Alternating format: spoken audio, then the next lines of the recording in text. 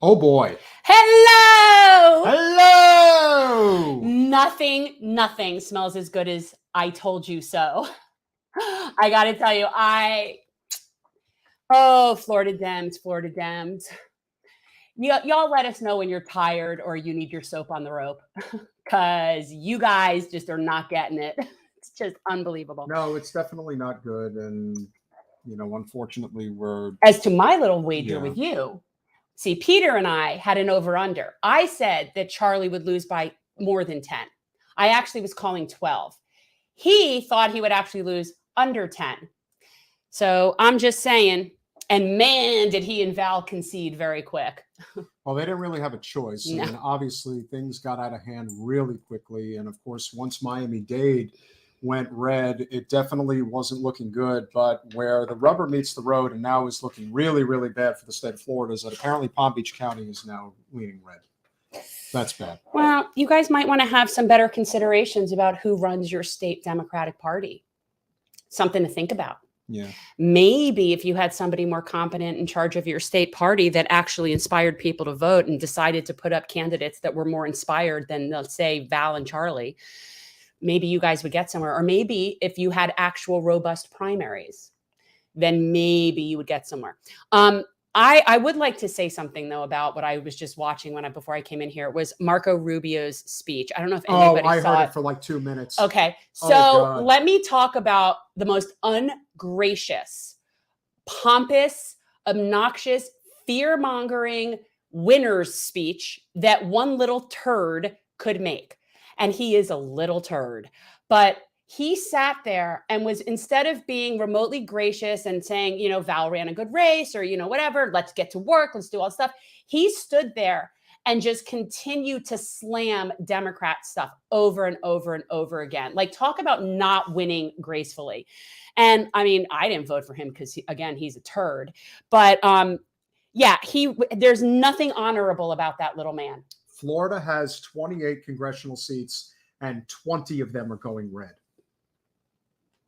That's pretty bad. That's 2/3. Actually, that's more. That's 70%. And what's amazing is that I feel like no matter how many times we keep pointing out as to the reason for like how bad the Florida Democratic Party is, people are just not wanting to get it. And it's really not that difficult to understand. You don't have a real party here. And I'll tell you when I knew it was really going to be bad this time. First of all, Broward is supposedly the bluest county in the state of Florida. The bluest county is where we live. I have not seen a single Charlie Crist lawn sign on a house. I haven't. I've only seen them in like public places where like the team puts them, whereas I've seen tons of DeSantis lawn signs. And again, we're in the most Democratic state or Democratic county in the state. So if you don't have Democrats here fired up and wanting to gung-ho support you, you're not winning. It's just not going to happen. And the best I got when I've asked people about like this race and what their thoughts are were people saying, well, I voted for Charlie. That's not good. That's not good. So again, maybe this Democratic Party, one, shouldn't be run by a Republican, just a thought, and owned by Michael Bloomberg and all of these things. And maybe they should consider some form of strategy because there's no shortage of winnable seats in Florida that they didn't even put a candidate in those elections. They didn't even put him in. So they sit there and throw all their money behind Charlie Crist and Val Demings. They throw all their money behind that. And they completely ignore winnable state seats. Completely. And it just really goes to the Democrats, they're just, honestly, I got to tell you, and if you're a member of the Florida Democratic Party, I mean, technically I am because I'm registered as one. So if you are as well, please know there's nothing Democratic about them. From the head of the party being a Republican, all the way to how they do not have Democratic primaries, there is nothing Democratic about them. And I keep saying it, I can say you cannot beat the right from the center. That's not a thing that's going to happen. The only way to beat the right is from the left. To me, it's so common sense. And every single Democrat that tries to sell you that you need to be in the center, they're lying to you. They're lying to you. Or they're just so stupid. That is possible. Well, it's very possible. We definitely saw that this was not going to end well for many reasons. I would definitely say that just being out at the polls today, it was a pretty good response. I mean, it was a good steady stream. Yeah, the local nonpartisan races that we were helping with, that's where people are much less inclined to just say, well, are you red or you're blue? In fact, every once in a while you get that. Yeah, no, I got that one guy that was like, is he a Democrat? Oh, forget that. Right. You know, it's like it's a nonpartisan race. His personal registration shouldn't matter to you. No, but it definitely didn't. And yes, Matt Gaetz won, Michelle, and he won by a lot. So that's all you need to know. And any Democrat that sent any amount of money to what's his face against Marjorie Taylor Greene, we're going to get into this because the allocation of their resources is very telling as to what they're really about. How much money did they put behind some guy who has no chance to win in like a plus 27 red district? And then they sent Katie Porter $300,000 to compete against an $8 million GOP infiltration into her race. Yeah, which was patently absurd. But of course, it's not entirely surprising because in many ways, you know, there are these moments where you realize what the problem is, but the people that can actually help change that problem is not actually going to get out of the way.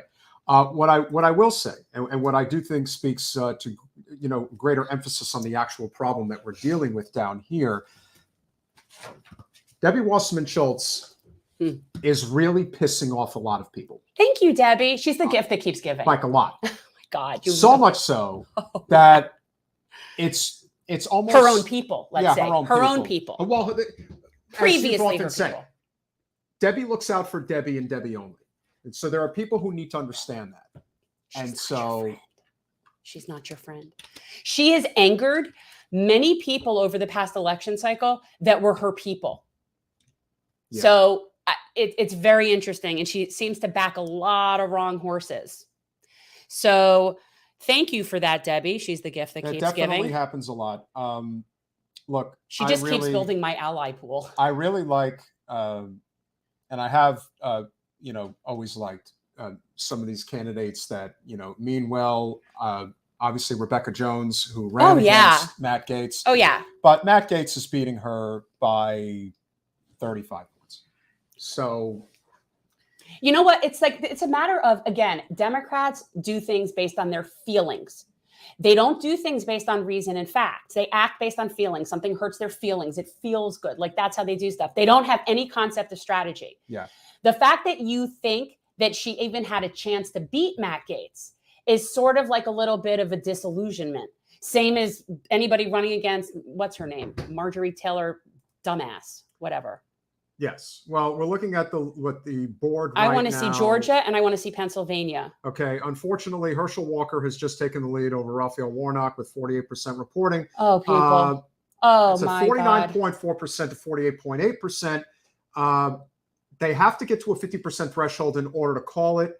Or not go to a runoff. Or they will go to a runoff. I still think that the best scenario for Raphael Warnock is to get to a runoff because I think Brian Kemp is probably going to beat Stacey Abrams relatively easily. Well, she was up a little bit ago, but what's it now? Sherry Beasley is barely ahead by less than 7,000 votes, 6,500 Shame on you all. I'm glad about that. Ted Budd. Because we'd be voting for Matthew Ho. Nothing going on in some of the other states that are in off-year elections. Right now, John Fetterman is up by a lot against Mehmet, but again, 11% reporting. We all know that a lot of those votes are obviously early mail-in voting. Which tend to favor Democrats. Election day voting, especially in a state like Pennsylvania, heavily favors Republicans. Although, again, and it just, no, it didn't update just now. So Fetterman up 70 to 28%. It's got a few 100,000 vote lead, but again, very early on. In New York, Chuck Schumer, not surprisingly, has won re-election against Joe Pinion, but the real race that is of a great deal of importance there, if we can even get it up on the board here with New York, is going to be obviously the gubernatorial race in New York. Hochul and whoever is running. So Hochul is up on Lee Zeldin, but I believe this is very early in the race. I don't know. That's a pretty bad split. Well, as of right now, yes.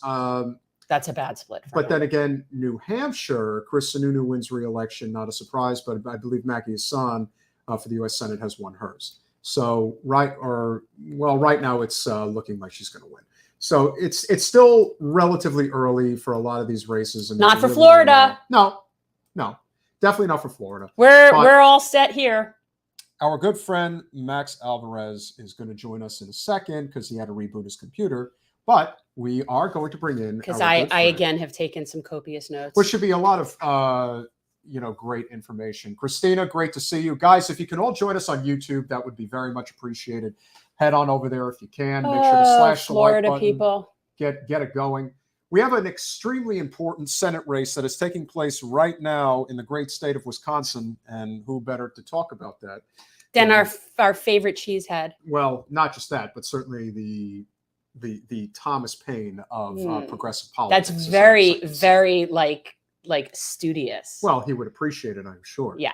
Harvey K, welcome back to Generational Change. Hi. I'm in a shitty mood now. Are you? Oh man, that the last time I looked, I thought Warnock might have a chance, and then from what you just said, that one's going to be tight. Like that one was not. And what's amazing to me is he's just so friggin' stupid.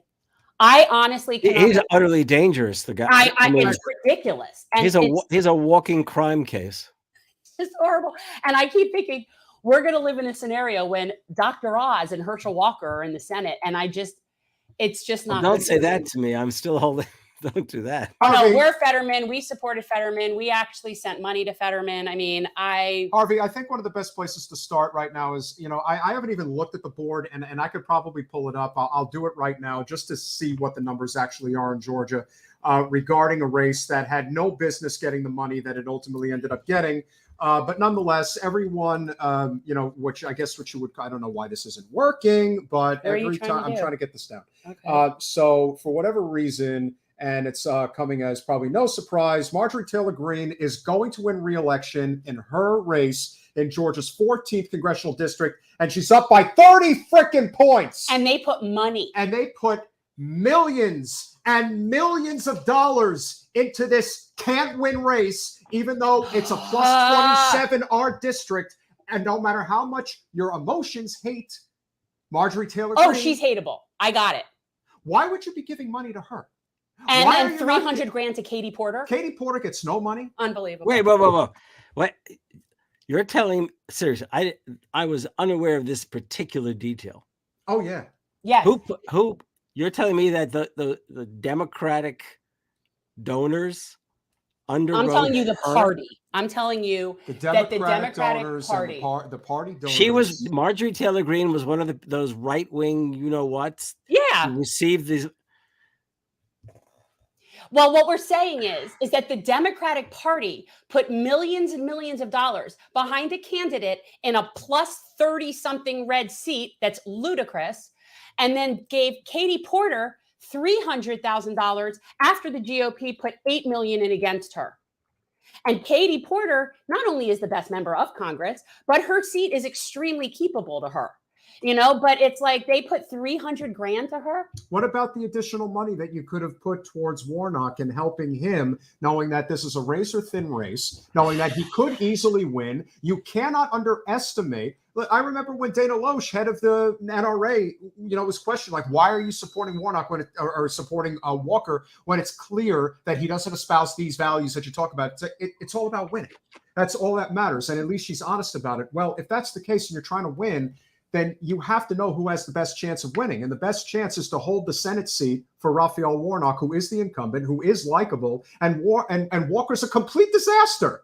And instead, you put millions of dollars behind a no-name candidate running against Marjorie Taylor Greene in a plus 27R. Like, to me, that's the type of stuff that comfortable liberals like to do, much like they screwed over Charles Booker in Kentucky. He would have had at least a puncher's chance if they let him go up against McConnell instead of Amy McGrath. Yeah. And now he's going up against Rand Paul, and he's going to lose probably by a wide margin. So that one I think was already called earlier tonight. So the miscalculations. We never thought he could beat Rand Paul. I do think he had a better chance against McConnell than he would against Rand Paul. But they screwed him. Because the Democrats don't really want to win. Harvey, you know all this because you're not really a Democrat. You're a progressive. And speaking of progressives, and speaking of somebody that I think you guys have officially become a team. I think that's what we're gonna call this the real and this. We wanted to bring you guys on tonight specifically because of labor and because that is the future. That really is the future of where. Yeah, I have to tell you what's funny. It's funny. I didn't know Max and I were going to be on together. Oh, well, now you know. We always keep you a little bit in the dark, Harvey. We like to keep it so that you have a little bit of a surprise when you come on every time. Yeah. Well, what's funny was because it must have been about 90 minutes ago, not even knowing it, I sent Max a note just about an idea that I had for him, and I had no idea. I'm reading, and I'm sad to say that, he was able to get Max to come on. I wasn't able to get the book much faster, so I'm only up to I'm almost done. I have 2 more chapters, but I'm working. Well, he is definitely one of our favorites. Is he ready to come in, or is he going to? Yeah. He's the author of The Work of Living, Working People Talk About Their Lives and the Year the World Broke. Maximilian Alvarez is the author, and he is coming back to Generational Change. Welcome, my friend. Hi. Hey, guys. Great to see you. So, Max, I'm a geek, and I sometimes late at night go past things like C-SPAN 2. And I come across something, I guess, that's a Brooklyn Book Festival, Brooklyn Book Festival. And there you are sitting at a panel talking about your new book, which I had no idea that you had a new book. So then, of course, I had to go and order it, and it's not on Audible, people. I actually had to read. That's commitment right there. It is. And so I hurried up and I'm like, oh my God, Max has a book. You got to get him on. You got to get him on. And then he got you on for tonight. And I'm like, not that fast. And so I wasn't able to I'm in the silver mines in Idaho. I'm pretty far in. I'm almost there. I'm just saying. But thank you so much for coming on. It's so nice for you to be here. And that I forgot that you guys were kind of like buddy. Oh yeah, man. Harvey and I are like this. sometimes we're like this. I hope you meant that seriously. I don't think of you anything other than as a friend. My God. No. Yeah, have you read it, Harvey? I have not, but I don't know if he wants me to say this. So Max was lamenting a situation earlier. Did you see the text I sent you? Oh, I didn't. I've been running ragged all day, so I sent you a text about the book, but you can look at it later if you want. No, and I haven't read it yet. I keep I'm at the point, I'm working on this stuff, and I've decided the only way that I'm ever going to read anything that doesn't specifically relate to what I'm doing is if somebody puts me in a position where I have to read it, Well, that's what I love doing about this podcast, because I feel like it forces me, if I know somebody's coming, because he's not going to do it. No, I read. I know you read. I didn't say you didn't read, but you don't read like I read. And you don't. And so I am a little embarrassed not to have read it. It's just that, I don't know, Max, what do you think? Don't be embarrassed. No one has read it. So that's what I would say. That's not true. No, that can't be true. Right. No, because I'm almost done with it, and it's quite good. And I really like the way you wrote it in interview form. So for people who don't know, The Work of Living, Max's book, is each chapter is a different person that Max interviewed, and labor we're talking about labor and what workers went through specifically during COVID. I mean, overall, but there was a very specific focus on COVID, and it's really good. I'm just saying, I like that you wrote your comments, because you are also very bright. So it's nice to hear what you have to say. I really do appreciate that, guys. I do. I mean, it's so cool to see the book out in the world, to see it in your hand, Jen. Even if we haven't met in person, to know that it's there and that we're able to connect across all that distance. In the same way that I'm always heartened to see, your guys' faces. Like when Harvey and I finally met in person, it was like we had known each other for years. Right? Well, we did. We did indeed. Yeah, I mean, I feel like we're brothers, just separated by multiple generations. But it's all that happened over the internet, and so much of it can feel kind of locked into the internet. But when you see it out in the world, and when I do hear from people who have read the book, or folks that I interviewed for the book, it genuinely means a lot. I mean, this is something that we've talked about on your stream before, right? Is we know going into this that people in a culture that is so kind of thoroughly colonized by capitalist, the capitalist culture machine, we get conditioned to respond to certain things, to want certain things. And I know that we're all pushing against the grain there by trying to provide different perspectives, by trying to provide long form, interviews with working people about their lives and their struggles, their thoughts. That's not something people are used to. And I've experienced it time and time again on my podcast, working people, at the work we do here at The Real News.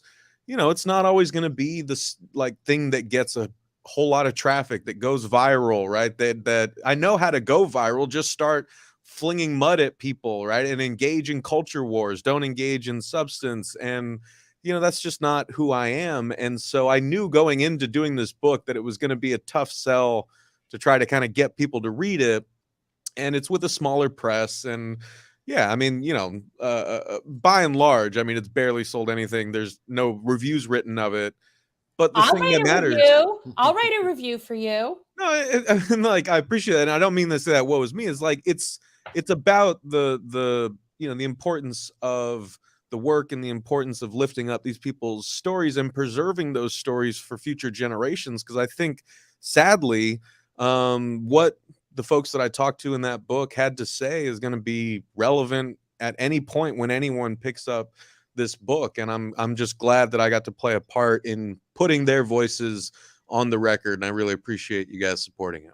No, I love it. And look, you have a quote from Cornel West on the cover. So that's a pretty good endorsement. I would say so. It's a pretty good endorsement. So how do you guys see the current before we, I don't want to leave the question of the book. Okay. Because though I haven't read it, I just want to say that we live at a time, for a start, and Max, I'm serious about this, where we live in a do-it-yourself moment where, unless you're, for example, I'll give you an example, then I'll come back. Exactly. So when my book on the fight for the four freedoms came out with Simon & Schuster of all presses in 2014, I say of all presses because it's a giant, right? I mean, it's just huge. So I kept wondering, and my editor was a very good friend of mine. We'd become friends ever since my Thomas Paine book, where he was the editor there, and then moved with him to Simon & Schuster. And he basically warned me that Simon & Schuster is just not going to invest in promoting what used to be called a mid-level book or whatever else. The point was, and I had the misfortune of coming out in the same season as Hillary Clinton, who probably got a couple of $1 million invested in publicity for her book, which was, I looked at it, but only because I got it for free. But so one came to realize that we live at a time in which you've got to promote the book, period, and you've got to make use of your friends and maybe even your enemies. If they can attack you, it makes for good press, I guess. But I was going to say that what we really need to do, Max, is in venues like this and working, and I know you don't want to waste any of your time on your own podcast, but it really ought to be the case that we create, you just as you went to a Brooklyn Book Festival, which I've never been invited to, by the way. I wouldn't have even known such a thing existed, except for it's big. C-SPAN too. I forgot that. That's hilarious that you found out about it through the C-SPAN thing, because I remember the guy from C-SPAN there. He was a great guy, and he was like, "Oh yeah, we're gonna run this on C-SPAN." I was like, "Does anyone actually watch that?" And then here we go. We got Jen. Whoa! You're not? Are you not familiar with Book TV? I am. I do, but I don't ever really go to watch that. I really think it's one of those things that's almost like kismet, that I was meant to flip past that at the right time. And I was just very interested. This would really make for a good documentary almost. Well, I love the idea of seeing these people. Mm-hmm. But what I was going to say is in the more immediate, because documentaries always take more time than they should. The fact is that we ought to be doing panels on shows like this and others about your book. Yeah. Period. Okay. Well, Max, what was your favorite? Not your favorite. Which was the story of that you found most shocking? Because I know enough that things are bad for working people. So that was not that big of a news to you. But were there any of these that stand out as you really just blown away? Well, I mean, it's tough, because I feel like every interview, was so unique, and that's really the point of the book, right? Is I I caution people in the introductions, like, I don't want you to see this as like, oh, here is a service worker, so you should take them as like representative of all service workers. Like, Yeah. everyone here is such a unique story. But I mean, I would say that, you know, when I was talking with Courtney Smith, who's a brilliant woman, single mother, and I really wanted to interview someone in the book who considered themselves a full-time parent, because we were all talking about essential labor, right? And one thing that I really wanted to do with the book is talk to people who had been deemed by like the government to be essential, but also other people who do essential labor, even if it's not called that. And so that led me to connect with Courtney. And I think I was just shocked. I think we both were. We kind of met in person for the first time a couple of weeks ago, actually. And we were both remarking on this, how like, you know, we'd only talked a few times beforehand, and the conversation just got so deep, and we revealed so many traumatic parts of our past, but also like beautiful parts of our past. We both cried at different points in that interview. And I think I was just shocked not only by, you know, the depths of the inhumanity of this kind of country, right, and how people like Courtney all around us are going through that on a day-to-day basis, but I was also shocked at just how close we felt, how willing we were to share with each other, and how much our stories started to intertwine the more that we went on. And we, I think, ended up at a place that neither one of us expected, but it was because of giving that gift to each other, of listening openly and sharing vulnerably, that I think, you know, it's not just in this book, but you know, we can all do that in our daily lives if we all turn to our family, our friends, our co-workers, our neighbors, our fellow parishioners. I think there's a lot of work that we all collectively have to do to sort of remind ourselves of how beautiful and precious each human life is, because that ultimately reminds us who and what we're fighting for. So I hopefully that answers the question. The other answer I was going to give is that the first chapter is with Nick, a grave digger. Yeah. And for people who haven't read it, I would say there are a lot of like shocking and beautiful and harrowing moments in that interview as well. It was great. The one thing that I really got from Courtney, and this was what I thought was very inspired to me, it was very nice for me to see that it just a regular person has now understand that we are entitled to more, and that they keep making it about our personal responsibility, and it isn't. It's a collective problem. And I was very inspired to see that somebody not necessarily who is involved in what we do sees that. You know, like that was very promising to me.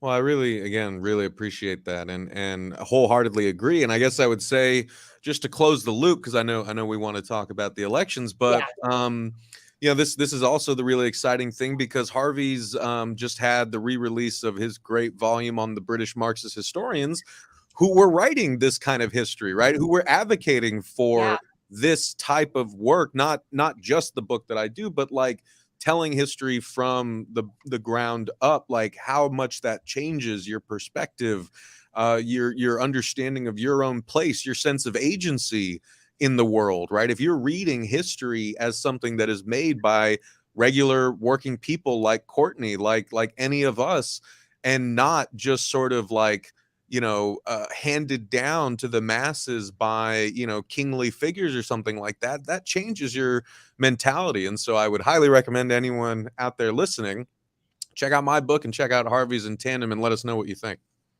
Yeah, Harvey, talk about your book. It's being re-released. What's happening? What do you got? So, had I told you about this, Jen? Or I don't know. I'm not sure. Okay, so my very first, I won't spend a lot of time on it, because I too, not that I want to talk about politics, but that's why I do not. I actually would like to completely never talk about politics again at this moment. But so 40 years ago, I wrote my first book. That sounds terrible. You guys are 40 years ago. So 40 years ago, I wrote my first book on the British Marxist historians. There's a group of intellectuals, okay, members of the Communist Party in the 30s and 40s, right through to around 1956. They took it upon themselves as young leftists. They were going to try to write the history of Britain from the bottom up. And okay, so probably the two most famous of the crew would be Eric Hobsbawm, perhaps one of the foremost historians of the 20th century, and to my mind, the actually greatest historian of that whole era, E.P. Thompson, who really was not merely a historian, but he was also he was actually co-founder of the European nuclear disarmament movement. These were radicals who never gave up radicalism, even after they left the Communist Party in '56. So I wrote a book about them that came out 1980, the winter of '84-'85, was England and the United States.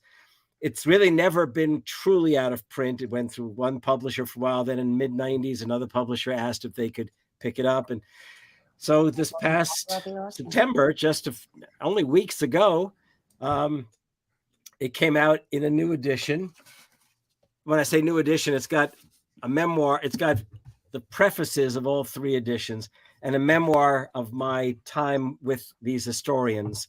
So anyhow, if anybody goes looking for it, this is it. British Marxist historians. Very cool. And so anyway, that was my first book, and I can tell you that it really transformed my own understanding of history. I'd already written a Marxist dissertation.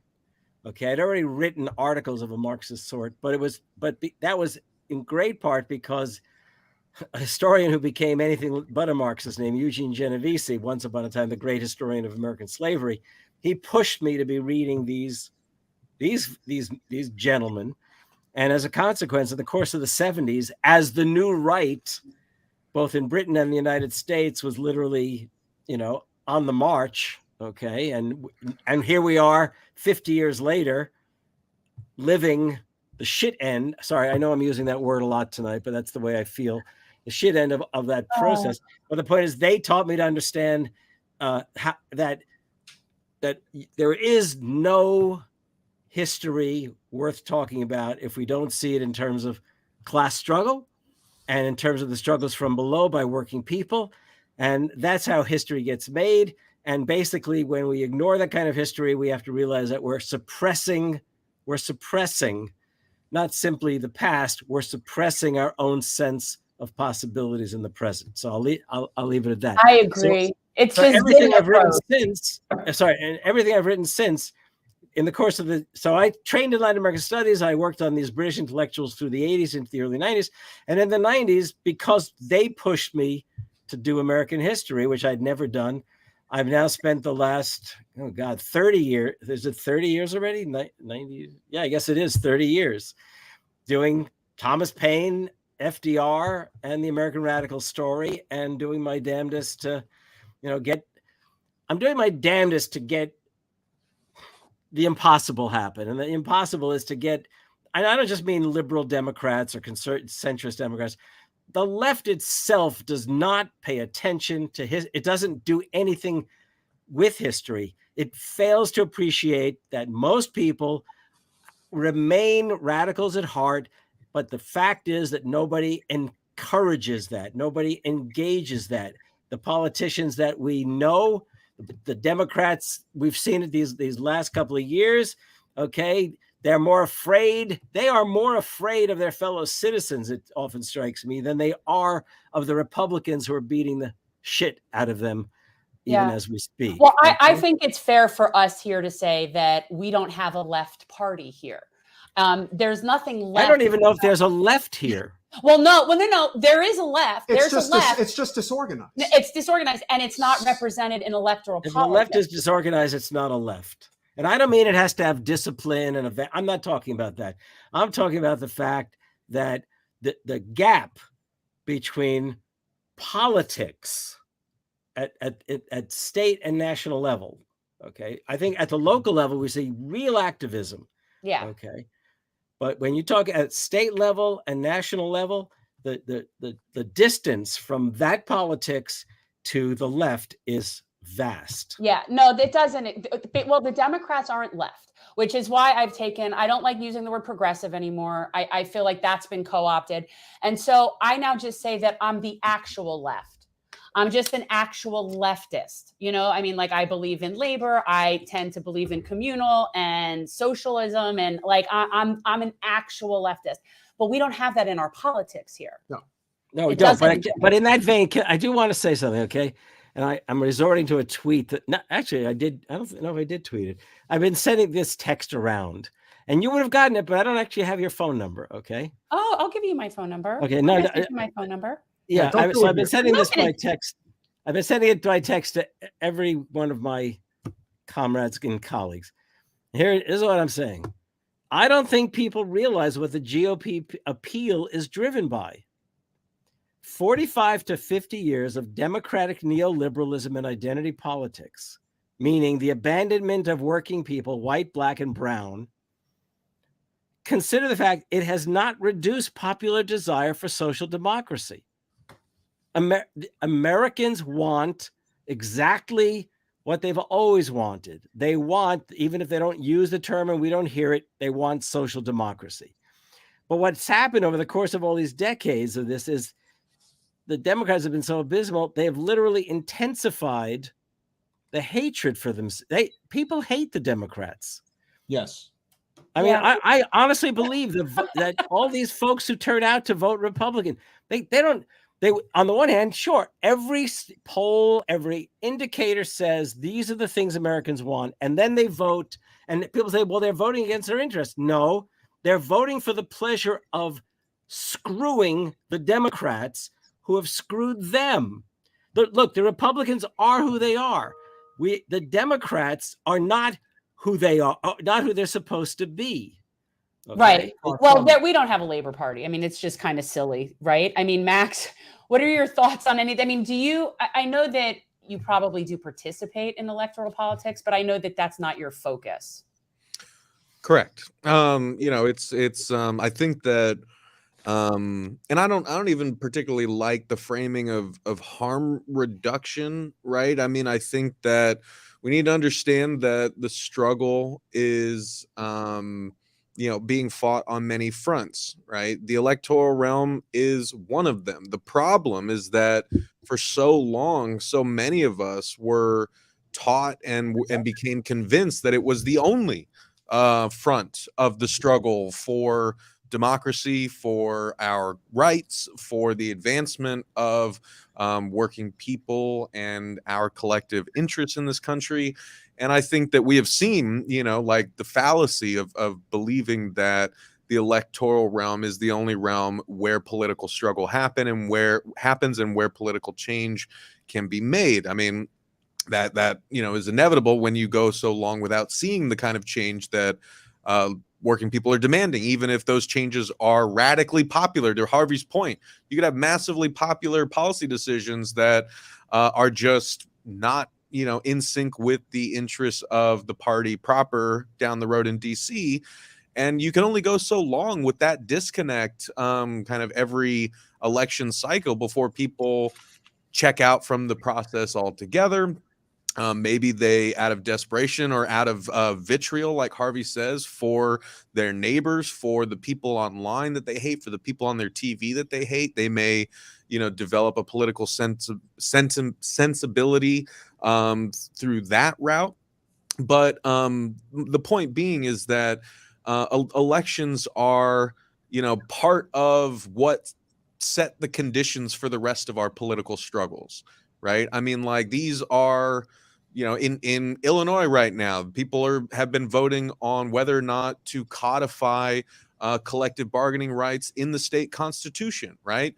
So hell yeah, I think people should, participate in elections. I can't, as the editor-in-chief of a nonprofit news network, I am not allowed to tell people who they should vote for or anything like that. But I think that when you have something like that on the ballot, it's probably important to participate in the process, but don't make that the whole thing.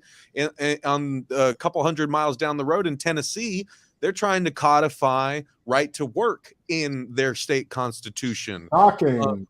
And it's just like, so these things do matter. It's really up to every individual person to determine, like the extent to which they're going to participate. But we can't pretend that they don't matter. We can't pretend that they don't shape the terrain upon which our other political struggles are being fought. But I think you are absolutely right, Jen, and hit the nail on the head that, this was something that a lot of us were saying last year when, we had an uptick in strikes. in unionization efforts and petitions filed for unionization. You know, we're still seeing a lot of that. Now the kind of inflation squeeze is you know, playing into that in interesting ways that I won't go into just yet. But anyway, the point is that everyone kept pointing to the fact of how popular unions were, how much support, you know, unions had in the general public, which was great.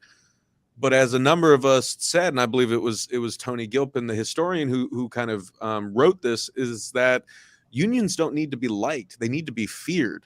Right? I mean, they working people need to develop their own independent engines for expressing our interests as a class. You know, and asserting those interests and pushing them on the list of priorities in state houses and in Washington, D.C. And in order for that to happen, we have to build a critical mass of a constituency that actually has the kind of teeth that the labor movement used to have in this country, right? Where you actually had the parties fighting over endorsements because they knew how powerful, you know, voting blocks in the labor movement were and how educated folks were on the ways that policy shaped, you know, their industries, their jobs, their pensions, so on and so forth. So we don't need a labor movement that is, you know, just an extension of the Democratic Party. We don't need, we need a labor movement that makes, you know, like politicians actually feel like they have to listen to this constituency, and we have to fight and we have to hold people's feet to the fire. This was, if I can say one more thing and then I'll shut up. I just had recorded a great interview yesterday that will run on my podcast hopefully next week. With a trade unionist and retired subway engineer in Brazil. And I talked to him about, you know, yeah, so I talked to him about the role that the labor movement and the working class kind of played in the recent elections where Lula was reelected and Bolsonaro was voted out. And so we had a great discussion about that, but he said very much the same thing. He's like, look, yeah, it's great that Lula's in, but Lula's not going to like do everything for us. And in fact, there are people in his cabinet that we're concerned about. And so we need a robust labor movement to push this government in the direction that it needs to go for us, the working class. I think that that is very much the mindset we have to have here, because Biden can go out there and continuously say he is the most pro-union president in American history. And granted, he's been more nominally pro-union than any president in my lifetime. But at the same time, you know, I've been covering the crisis on the nation's freight railroad system all year. I've interviewed a lot of railroad workers before and after, you know, the threat of a national rail shutdown in September. You know, one of the reasons that the rail union said we got to push this to make Biden appoint a presidential emergency board to try to broker a deal between the rail unions and the rail carriers, the thinking was, well, this is the most pro-labor president, you know, that we've ever seen. We have a Democratic Congress. Hopefully that will play into our favor. And then what happened in August, Biden's hand-selected presidential emergency board came out with its recommendations that just basically threw money at workers, didn't address any of the quality of life issues, any of the issues that have led the rail carriers to totally, you know, price gouge and destroy our supply chain, run workers into the ground, yada, yada, yada. Now, Biden's Secretary of Labor, Marty Walsh, just came out and said that if the unions refuse this deal, Congress needs to step in and force them into a contract and force them back to work. Like, I mean, this is why, again, you can't just put your faith in a party that tells you it has your best interests at heart and then just say, and then accept whatever they give you. Like, you need an independent working class pushing hard at every turn. How can regular people that aren't union people support as best they can in places that are, you know, struggling to either unionize or negotiate whatever they're negotiating or whatever it is? Like, what's the way that regular people can support that? Is there something like that?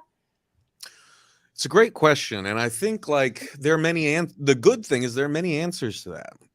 Yes, because, you know, the path to unionization is deliberately very difficult in this goddamn country. Pardon my language, but like the deck is stacked so far in favor of the bosses that when I talk to, you know, workers and organizers outside of the US, they're baffled by how many hoops you have to jump through just to like get to a union election, let alone like get to a first contract. And the average time it takes to get from a winning an election to a first contract is like a year and a half.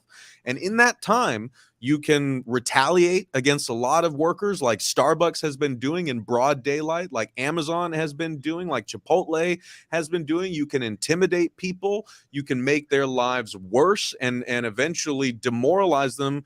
And if you stall long enough, you can have a decertification vote and essentially throw the whole thing out. So there are so many mechanisms in place that make it so hard to actually unionize your workplace, even though we recognize that as a fundamental right that working people in this country have, a right that is routinely and blatantly violated by employers across the country. And then it takes months, if not years, for justice to be served.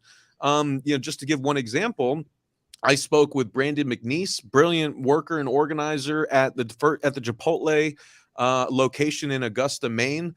The first Chipotle that was going to file for a union election. And on the day that that filing was going to happen, Chipotle closed the store. Now, months later, the National Labor Relations Board like came out and said this was retaliation, this was wrong. Chipotle should reopen the store. It should recognize the union and bargain in good faith. But that's been months. So like, again, like companies and you know, the bosses in this country, they can just move forward and break things willy-nilly. And the consequences that they face for that are so lax that they have very little incentive to change their behavior. So what can we do to fix that? Yeah. Well, there are a number of things. I mean, like, yes, the electoral realm is part of that, right? You can push, you know, your elected representatives to actually give a shit about this and to fight for it. There are numerous pieces of legislation that have been on the table, some that have died. You know, the PRO Act has been there. It passed the House. It never got a vote in the Senate. But this is something that, you know, would be a game changer for labor relations in this country. And the Democrats have not made it a priority, so on and so forth. But if, you know, you wanted to advocate for that, you know, that's there for you. The thing that I would really urge people, though, is that where you can help most, there are two ways that I would urge people to help most if this is what you care about. One, we have to support each other. We are all we've got, right? As we've already said, like no party really has an interest in like being the champion of the working class or the labor movement. That has to come from us, right? And so what we need to do is to continuously support one another in our efforts to unionize, to speak up against discrimination or mistreatment in the workplace, to hold companies accountable for the ways that they exploit their workers or so on and so forth. So like just being there for each other, not just online, but actually like showing up and providing that support. That's how we keep this movement going. We can't just be watching it from the side and hope it keeps going. We are the movement. If it's going to keep going, it's going to happen from us keeping it going. The other thing I would say is that you don't have to be in an official union to act like one, right? This is a great line that the great Rebecca Given at Rutgers told me once on my podcast that I think is really instructive. Like, you know, there are actually a lot of ways that you can be liberated from the shackles of labor law in this country if you just stand together with your fellow workers or with your community in concerted action and, you know, like do something about what's going on in your world. Like the one example I point to that I think is so inspiring when so few things in this country and in this world is the Najuan Support Network in Toronto that we did a report on at the Real News in the summer. So this is a group of Punjabi student immigrant workers in Canada who are on, a lot of them are on student visas, which means that they can't work enough to, you know, like maintain a good living there and send money back home because their hours are limited to like 20 hours a week. So a lot of them will work under the table, and they are ripe for exploitation from employers who know that they can underpay them and that they can threaten their visas if they speak up. So what do? They have imported some of the militant tactics from the Indian farmer strikes into suburban Toronto, where they've got essentially a whole community marching on the boss. They'll hold these massive rallies of like grandmas, kids, neighbors marching in these massive crowds to these businesses with signs with the boss's face on them saying, this guy is a wage thief. He has stolen this much money from like this many employees. They will go to their boss's houses and they will write in chalk outside of their driveway, a wage thief lives here. Like, take that for what you will. But the point is that they were in a very hyper exploitable situation, and they got around that through people power, through joining together and actually standing up as a group. So there are a lot of ways that you can do something to help, but first you have to realize that it is up to you and your fellow workers and your neighbors to make that change, not something that you have to just wait for someone else to give you permission for. And I think labor is really the only way that this is going to change, because when we were at the polls earlier, this gentleman who is with the firefighters union, and is definitely a pro-labor guy, but he is a Trump DeSantis Republican through and through. And ultimately, you're going to find in labor that everyone across the political spectrum is interested in making sure that they have a living wage, health care, and a dignified life to live. That is something that crosses all political barriers, as far as I'm concerned. And if we fight on that front, like, you cannot be in labor and think that because somebody thinks something differently in terms of, let's say, their social values and whatnot, that is a disclaimer and that you can no longer work with that person. No, it doesn't work that way. We're all different in our own way, and if we're all fighting to actually have a fighting chance to have some semblance of a democracy in this country, because it's going away every day. And this election, in some ways, doesn't really mean anything. It just kind of reinforces where things are going in 24. I've been saying it for a while. Jen's been saying it for a while. If I'm putting money on the table right now, Ron DeSantis is our next president. And based on the results of tonight, that doesn't change it. It only enhances it. But what we need to be focused on, as you were alluding to, is if you think that electoral politics is how we're going to get a living wage, universal health care, a clean energy grid, end the endless wars, and be able to have criminal justice reform, those types of things can't exist through electoral politics. It's not going to happen. It happens when a movement grows so strong that elected officials are actually scared to death of people in that movement, knowing that they can sway an election. That's how it's done. And right now, it's not looking good for that. Well, no, not at the moment. But if we're ever able to get our act together, to me, that's how it's really going to happen. And so the fact that we're in a state where, best example, it's not surprising that DeSantis won. It is somewhat surprising that he's winning by this margin, but maybe not as much. Are you really going to sit next to me and say that when I called this so long ago? And I didn't say he was going to win by that wide of a margin. I said it was going to be huge. I said it was going to be double digits. I told you my call was 12. My call was 12, and you thought it was going to be under 10. Well, I said 210.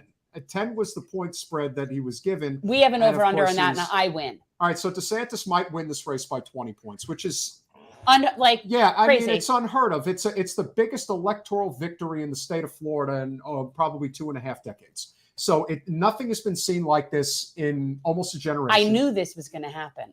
I did. But the real rub here is that they spent so much money on ads, particularly for Demings, and to a lesser extent, Crist.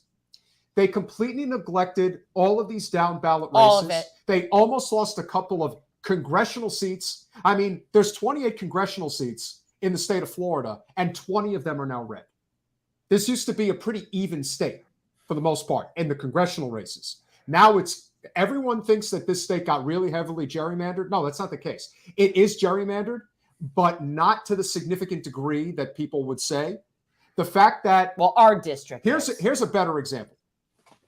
They actually thought that Maria Elvira Salazar versus Annette Taddeo was going to be a close race. Maria is going to win that race over Annette Taddeo by probably 15 to 20 points. That ain't close.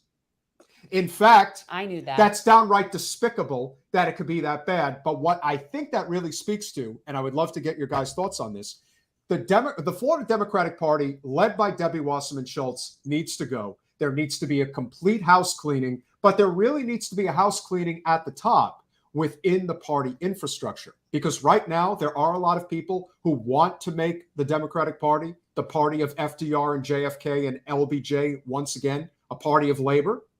But there are way too many people standing in the way of that right now, and there's way too much financial incentive to keep it that way.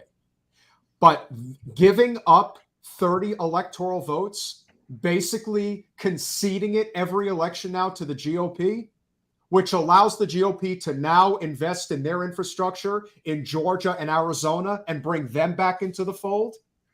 Whatever they thought they accomplished in 2020, which was a complete flash in the pan, is completely gone now, no matter what happens tonight.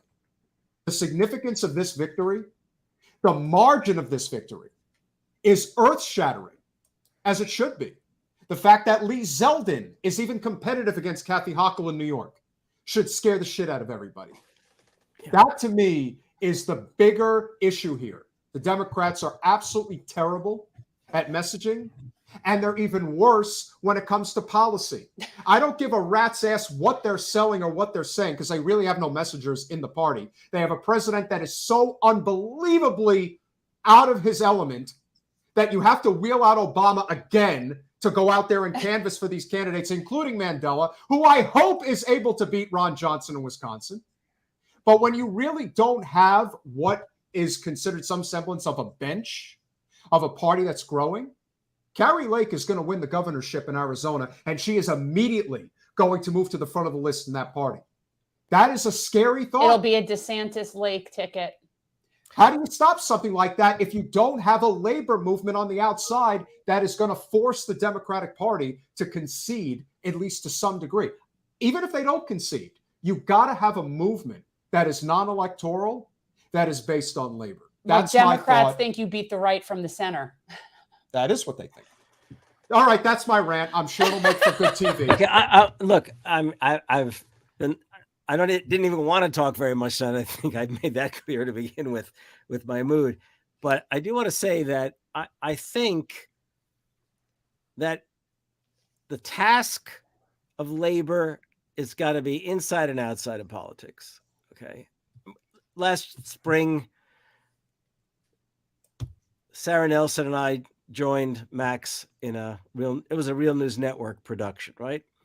And you know, Alan Minsky and I had come on here to talk about the Economic Bill of Rights. And I think that labor really does have to itself not only do the things that we've all been talking about, they really also have to start offering their own vision. It's absolutely essential that they offer a vision, because in the absence of a political party, then that means that labor is going to itself have to do the things that a political party would do. And of course, we're not helped by the fact that the labor leadership of the AFL-CIO does not care. They're equally establishment these days. Okay. And, you know, but what I want to say in particular is this in response to what you're saying, and that is that until the Democrats actually point a finger in the direction Bernie was pointing at Capitol,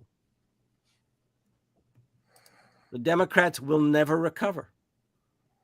They have got to start pointing a finger. I mean, I'm going to base this on the FDR story. FDR tried at the outset. He was very keen, by the way, he was very keen to redistribute power and wealth. And people utterly underestimate the degree to which he was very clear about that. But what really turned him from being a progressive into truly, and I mean this sincerely, a radical president was the fact that Capitol turned on him. Okay. And he then really went after them. Okay. He actually said it's time to overthrow their power. And until the Democrats start talking about doing just that, I don't know how they can possibly hope to turn this tide. Because look, in the absence of having done that for 40 to 50 years, what the Republicans did is they basically turned every single problem in America into a problem that had something to do with some race. Okay? Whether it was Mexicans coming in from the South, or blacks in the city, whatever it was, they turned it into a racial question.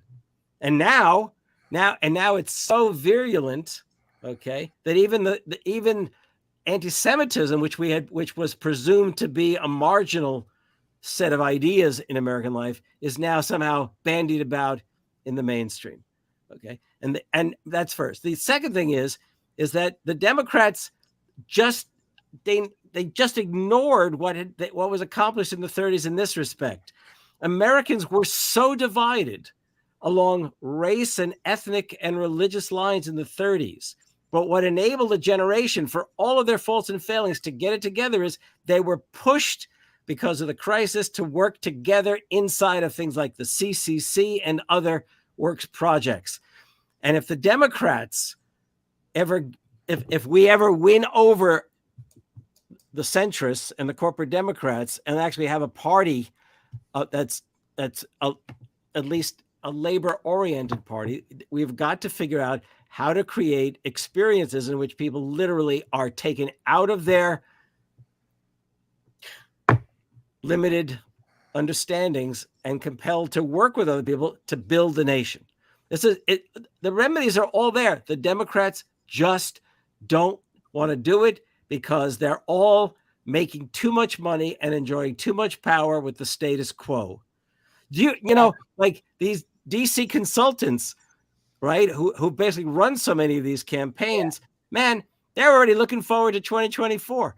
Okay, because there isn't a single politician who's not going to call DC and hope for some kind of DC consultant to come out and tell them what to do. No, they love that. And it's extremely profitable. And I think that's a lot of reason what drives their strategy as to who they support and what they do is based on how big that money train can be and how many people can feed at that trough. And they'll keep those things going. I do think that is one of the things. But the Democrats are owned by the same people. So like my thought is they're not meant to actually be a real resistance anymore. They're meant to be a Mick resistance. It's like the WWF. I think at the end of the day, people like Mitch McConnell and Nancy Pelosi are all friends and they laugh at us. Like, I don't, it's like a game to them. So it doesn't matter to them who's in charge. Like people like Nancy Pelosi don't care who's president. It doesn't matter to her. She just gets to pretend to be the resistance and she keeps getting reelected and insider trading. And it's just like, it's a game. And I think you brought up a really great point, Harvey, which I want you both to dissect. You know, one of the issues that we've talked about constantly is just how devastatingly bad the consultant industrial complex really is in politics, especially on the Democratic side. Yeah. The big difference between the Democrats and Republicans is you can be a consultant in the Republican Party, but you need to actually win races. Whereas in the Democratic Party, you could be a 10-time loser and they'll still hire you. And I know some of them who got hired and they get paid pretty well. And so when all of this money is going into a race, you are also recognizing just how bad they are. One of the reasons I really, really want Fetterman to win is because one of the biggest swamp dwellers in all of DC is Scott Dworkin. Yeah, you heard me, Scott, if you're out there listening. You know, who's the head of the Democratic Coalition or Occupy Democrats, whatever the hell these organizations are. And it was brought to our attention, thanks to the Fetterman campaign just a couple of weeks ago, that 80% of the money that these nonprofit Democratic coalition organizations brought in that were supposedly going to go to candidates to help them win races, 80% of the money went to pay consultants. So to me, that is a huge problem. It's not being addressed, and it needs to be addressed going forward if we're going to have any hope of electing good non-corporate representatives into office. Even ones who I think are well-intentioned also get scared because I think the consultant class also threatens the hell out of these campaigns. Well, if you don't pay us, if you don't hire us, we're going to go work with another person, or dare I say, we're going to go help the candidate in the other party. Can we talk about how much money was spent on the Pennsylvania Senate race? It's like $250 million. Yeah. Was spent on the Pennsylvania Senate race, right? Like that is not, That's not good. Do we have, which one are we talking about first? What, just do The Georgia? Pennsylvania? No. Oh, you want to do Pennsylvania? No, I was just talking about the consultant class. Oh, okay. So which one are we going to do first? Guys, take it away. What do you want to? Where do you want to? Well, let me just say that do you have in front of you? Because I only have like very early, very early returns on Wisconsin. You got anything? Mandela is up on Ron Johnson, 51-49 with 41% reporting. That's scary. What's the percentage of the count? It's still low. I think we're still like at a low 10% percentage. It all depends on if the vote count's coming in out of Milwaukee. It says and Madison. 41% reporting. The only thing that doesn't look good right now is Eau Claire is going red, and that doesn't. Yeah, Oshkosh and Eau Claire are red. Kenosha is a mix. Milwaukee obviously is blue. Madison's blue. The surrounding 3 or 4 counties are blue, and Green Bay is blue. Again, I that's agree. just Harvey. Yeah, I know. That's I voted as often as I could. I don't know what. As far as Pennsylvania, let me see. As far as Pennsylvania goes, Let's see a current look, guys. We're going to do a current look at Pennsylvania. So Pennsylvania right now, it's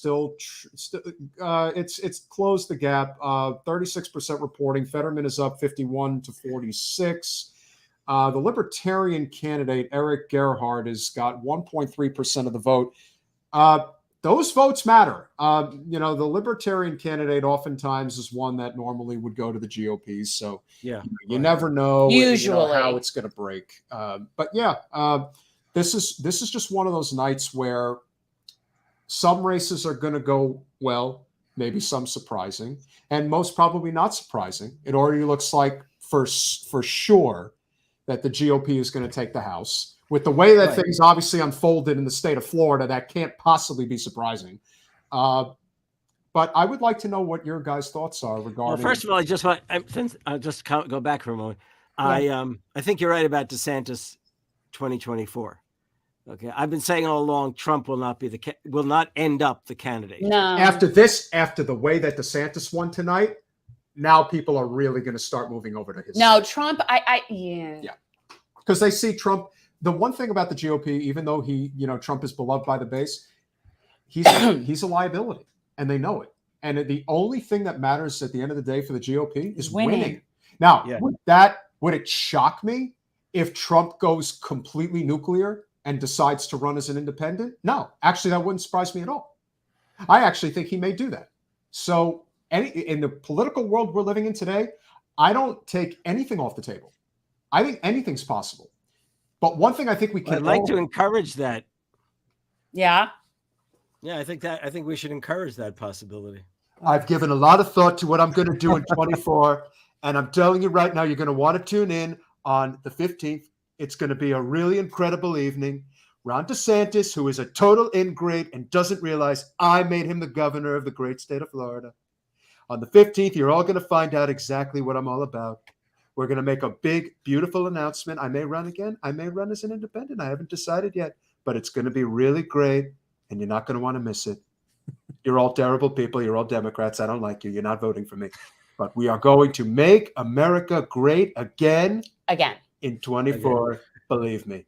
It's ridiculous. I mean, like, the one thing I would say is, like, it depends on what day of the week you ask me this question, because I go back and forth.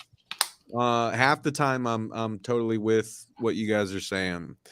Other times it's like I just have this sinking feeling that that the base responds so enthusiastically to Trump, and I think the party's not going to get in the way of that, because they've shown like how foolish they look when they try to. And so I guess it remains to be seen for me. I still feel like Trump, if he and DeSantis are going toe to toe, I think that Trump will still win, because he's just, because of that unpredictability and because of that. You guys both agree that Trump and DeSantis will run in a primary. There will be a primary between the two of them. I think. Without question. Unless somehow Trump gets like legally barred from running for whatever reason. Well, I don't know. I mean, he's got a lot of stuff. Personally, going on. I think they would love to see Trump versus DeSantis in the GOP primary, because it will be a ratings bonanza, and you normally don't get that in a primary. They will be talking about those two going head to head all day, every day on both sides. It will create, and all corporate media cares about is ratings. So they know if those two are going at it head to head, they're going to do it. A little caveat that a lot of people don't know. DeSantis raised $200 million for this race. He has $100 million already set aside for what he's going to do next. I don't think he's just going to sit around on that money. He's going to spend it, and $100 million already to run for president is a pretty good start. Well, and like just a follow up on that real quick, because I think y'all were mentioning this earlier. I would highly advise people to take a look at that major report that Open Secrets released last week, showing just the staggering amount of money that has been dumped into these midterm elections. So let's see, the 5 most expensive Senate races of 2020 alone have seen nearly $1.3 billion in spending across the primary and general elections. But if you look at these Open Secrets cases, you'll see the total spent, the candidates spent, and all of the hundreds and thousands of dollars that are spent in each race from outside spending. So just really wanted to highlight what Jem was pointing out, is that like another I know we've said it on the left many times, many ways, but it does bear repeating, depending, because the pundit class, they take the results of these elections very uncritically. They project a sort of vision of the country based on the results without much nuance, thinking about the people who didn't vote, the people who were barred from voting, there's a lot of nuance that's left. It's really just like whoever wins, this is the direction the country's going in.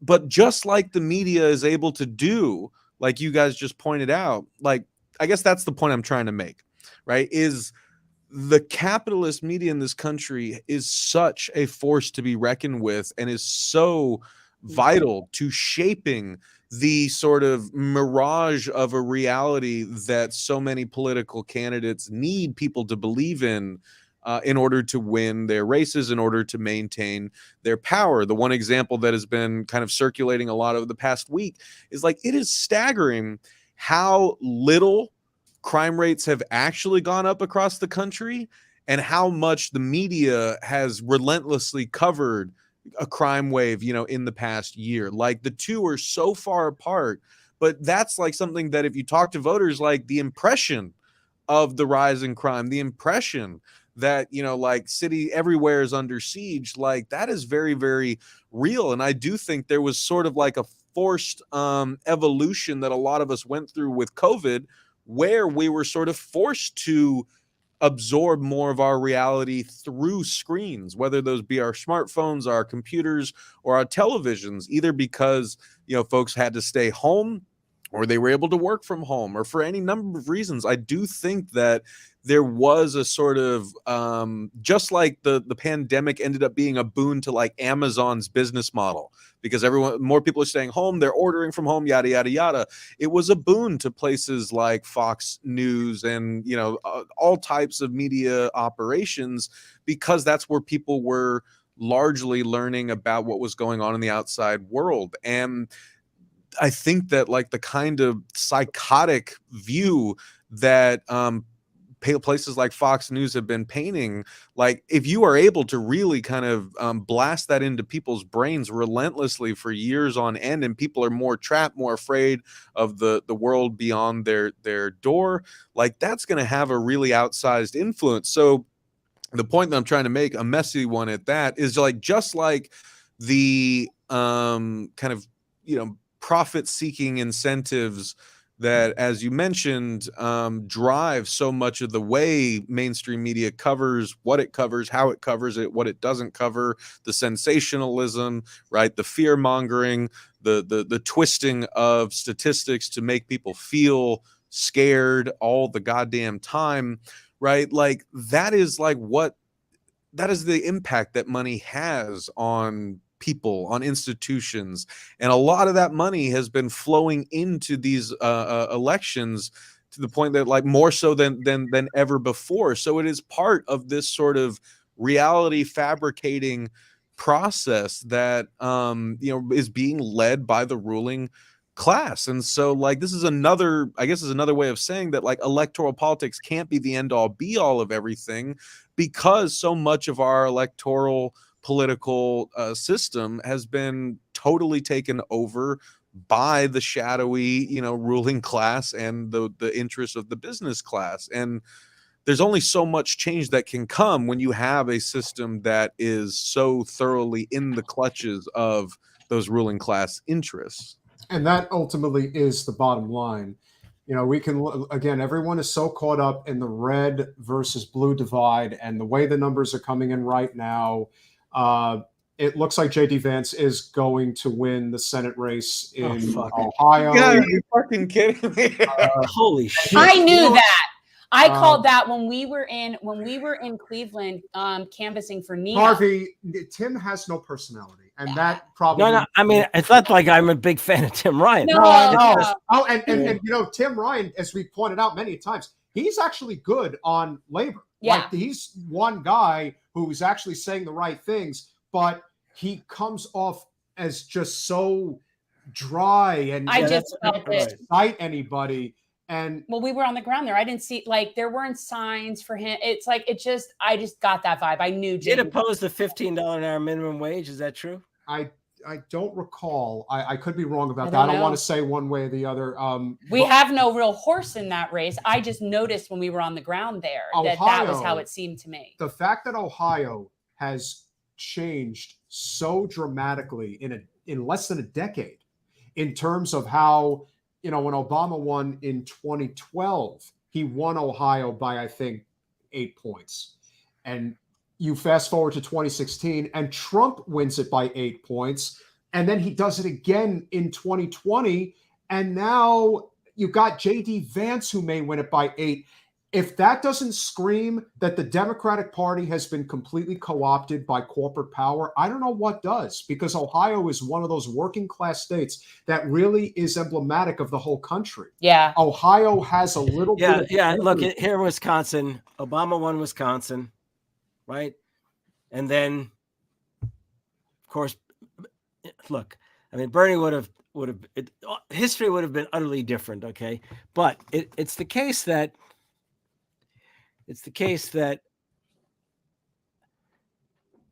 the NAFTA story, which was so closely tied to the Democrats, really tied to the Democrats. People assume because the chattering classes forgot NAFTA, it's a done deal. Didn't mean that working people forgot it. Okay, and Max has heard me say this before. I mean, why, if things happen in the 90s, do we assume that people forget why it is that their jobs are no longer there? Okay. Why would we assume that they could forget that? Okay. So when now Mandela Barnes runs, okay, and if he doesn't win, I'm getting these texts that tell me that it's not, he may actually pull through, and Evers, our incoming governor, may pull through, but nevertheless, they should both have been runaway victories for these guys. They're dealing with utter crap in Ron Johnson and utter crap in this guy Michaels. Okay. I mean, and I don't just say that because I wouldn't want to have a beer with either one of them. I'm telling you that Johnson is an idiot and Michaels is basically a Neanderthal. Okay. And they should have been able to just walk away with it. But why is it? Why are they not able to? Because Wisconsinites literally got screwed by the Democrats. Yeah. Okay. And it's going to take something dramatic to make that kind of transformation take place in Wisconsin.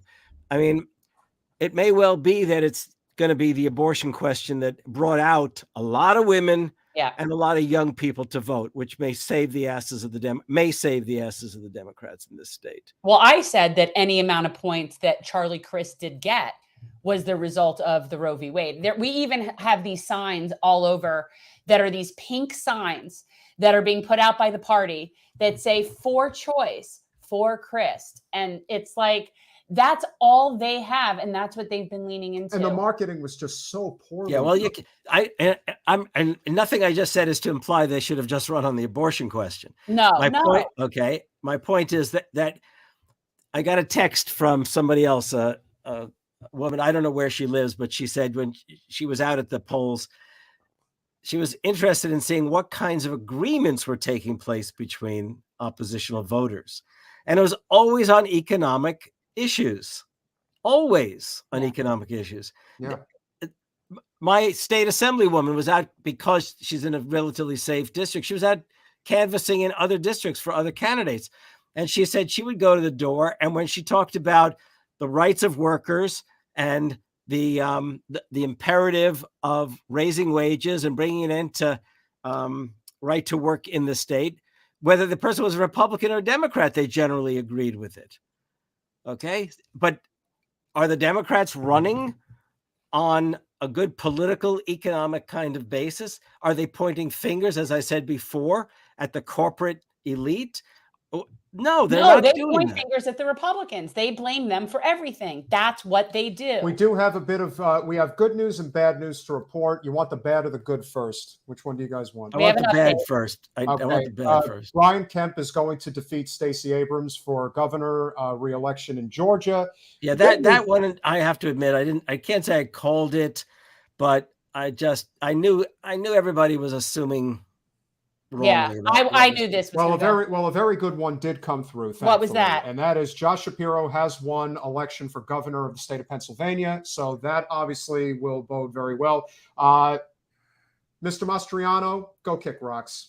You really are a scumbag. When you say go kick rocks, really it's like something my grandmother would say. Well, I got a report a little while ago, 40 here's what it said. Hold on. Now that obviously will bode well for Fetterman, but there's no guarantees. But we'll see. We'll see. Yeah, I think what Evers is overperforming expectations. That's just mean. Barnes, that's our incoming governor. Yeah, Tony's doing well. Now I can't tell if they're talking about inside a county or not. Sorry, I'm getting so many different texts here about this. Anyhow, John Shelton, who you all know, my young friend, says Evers is looking solid. And Mandela actually is in the lead with 40% in. That was about 20 minutes ago. So I'm sorry. It matters to me. I'll tell you why. All of this matters to me. In some ways more. I expected the worst at the national level. I don't pray, but I was in essence praying that we could survive in this state without handing the entire game over to the Republicans. And the question will be whether or not the state legislature gets a supermajority to override the vetoes of Evers. That's the key. And it shouldn't even be coming down to that. And if the Democrats had a plan, a platform, or stood for anything, we wouldn't even be having this conversation. It would be a no-brainer. Yeah, absolutely. And Georgia Peach, that's just mean. Oh, who cares? It's not that I care. It's just mean. Why would somebody come on here and be mean to me for no reason? Well, by the way, something else that I want to add to what we were talking about before in terms of how can you support labor? The question also is how can labor support itself? Okay. And I think labor could do a variety of things. For example, I think unionists should literally decide they're going to take over local Democratic parties. It's not a bad plan. It's so easy to do at the local level. It would be here. Because there's a lot of people that ultimately do not, get involved. There is no way to actually get them to kind of see the difference because the GOP builds a bottom-up approach when it comes to political infrastructure. They read the British Marxist historians and figured they got to do this from the bottom up. That's a very seriously. Listen to these guys often. It's as if they've read everything from Marx to Lenin half the time. They've learned about how you pursue power, whereas the Democrats have been reading.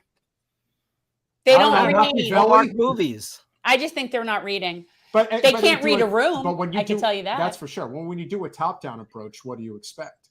It is going to, and again, it's still a little too early to really tell how the night's going to end. But I do think in the cases of Shapiro and Evers that if you do have two solid gubernatorial candidates that are running. One is running for re-election, one is running to be governor, has just become governor. I think that bodes a lot better for somebody like Fetterman and for somebody like Barnes. Will it hold? I don't know. No, statistically speaking, when the governor goes for a certain party, the Senate races generally will go to that party. That happens more often than not. That's statistically accurate. Or maybe that's just more so with the GOP because of their consistency of always voting strict party line when it comes to elections like this. Because what may be even more surprising is not so much that DeSantis beat Crist by basically, no, it is a landslide. Let's be honest. It is a landslide. Marco Rubio beat Val Demings by a landslide. Like, that's surprising. Yeah, that I find surprising. I didn't. She tried to go to the right of him. She went to the right of him on law enforcement. I'm too far away to know this stuff. Okay, so first of all, Val Demings was the first, I believe, female or Black female police chief in Orlando. And kudos to her, okay? But she was really leaning very heavy into law enforcement. And she was referring to herself as chief, just, as her title. And her logo for her campaign is a police badge shape. And it's like, if you're running as the Democrat and you're running to the right of Rubio on law enforcement, it's not going to. People. It doesn't even effing matter in a Senate. Why do they do these things in a Senate race? Because they're playing to who they think they need to play to. I also think it has a lot to do with how your campaigns are funded and once you get that money, they're going to tell you how to use that money. That's also the big issue with the consultant class, is this idea of run from the Black Lives Matter and defunding kinds of questions by emphasizing you were a police chief. That's it? That's what I'm saying. She did. She really leaned into her law enforcement background. And I'm not saying she should have been embarrassed of it. I mean, she was the chief. I mean, that is her. She did specifically make television ads saying, defund the police? That's just crazy. It's like, why even, you don't even need to go there. Right. Why waste your, why, look, Barnes made a lot of mistakes along the way. At the outset, because he let the DC consultants tell him how to run a campaign. Shocking. Okay. I mean, sorry, we're all over the place, but I was listening to so many things before and so many thoughts occurred to me. Go. When he launched his campaign, his opening video was he was running along the lakeshore in Milwaukee. Well, who are you appealing to if you've got time during the day to run along the lakeshore in Milwaukee? You're not appealing to the upper portion of the state, that's for sure. Okay. Well, you're not, and nor are you appealing to working class people in the greater Milwaukee area. Correct. Okay. Then this was, and I'm going to give John Shelton credit for noting this. Okay. John said to me, the ad in which Barnes has done shopping and he comes home to the kitchen and he's pulling stuff out of the shopping bag. He's doing it on an island in the kitchen. Right. Okay. That tells you that's a sense of what kind of home you're talking about. Right. I mean, now believe me, it's the mess that's just the beginning. Then when Johnson's campaign shifted gears, instead of attacking the Democrat, in this finally Barnes in particular, on the inflation stuff, this would be one more vote with Biden and the Democrats. Right.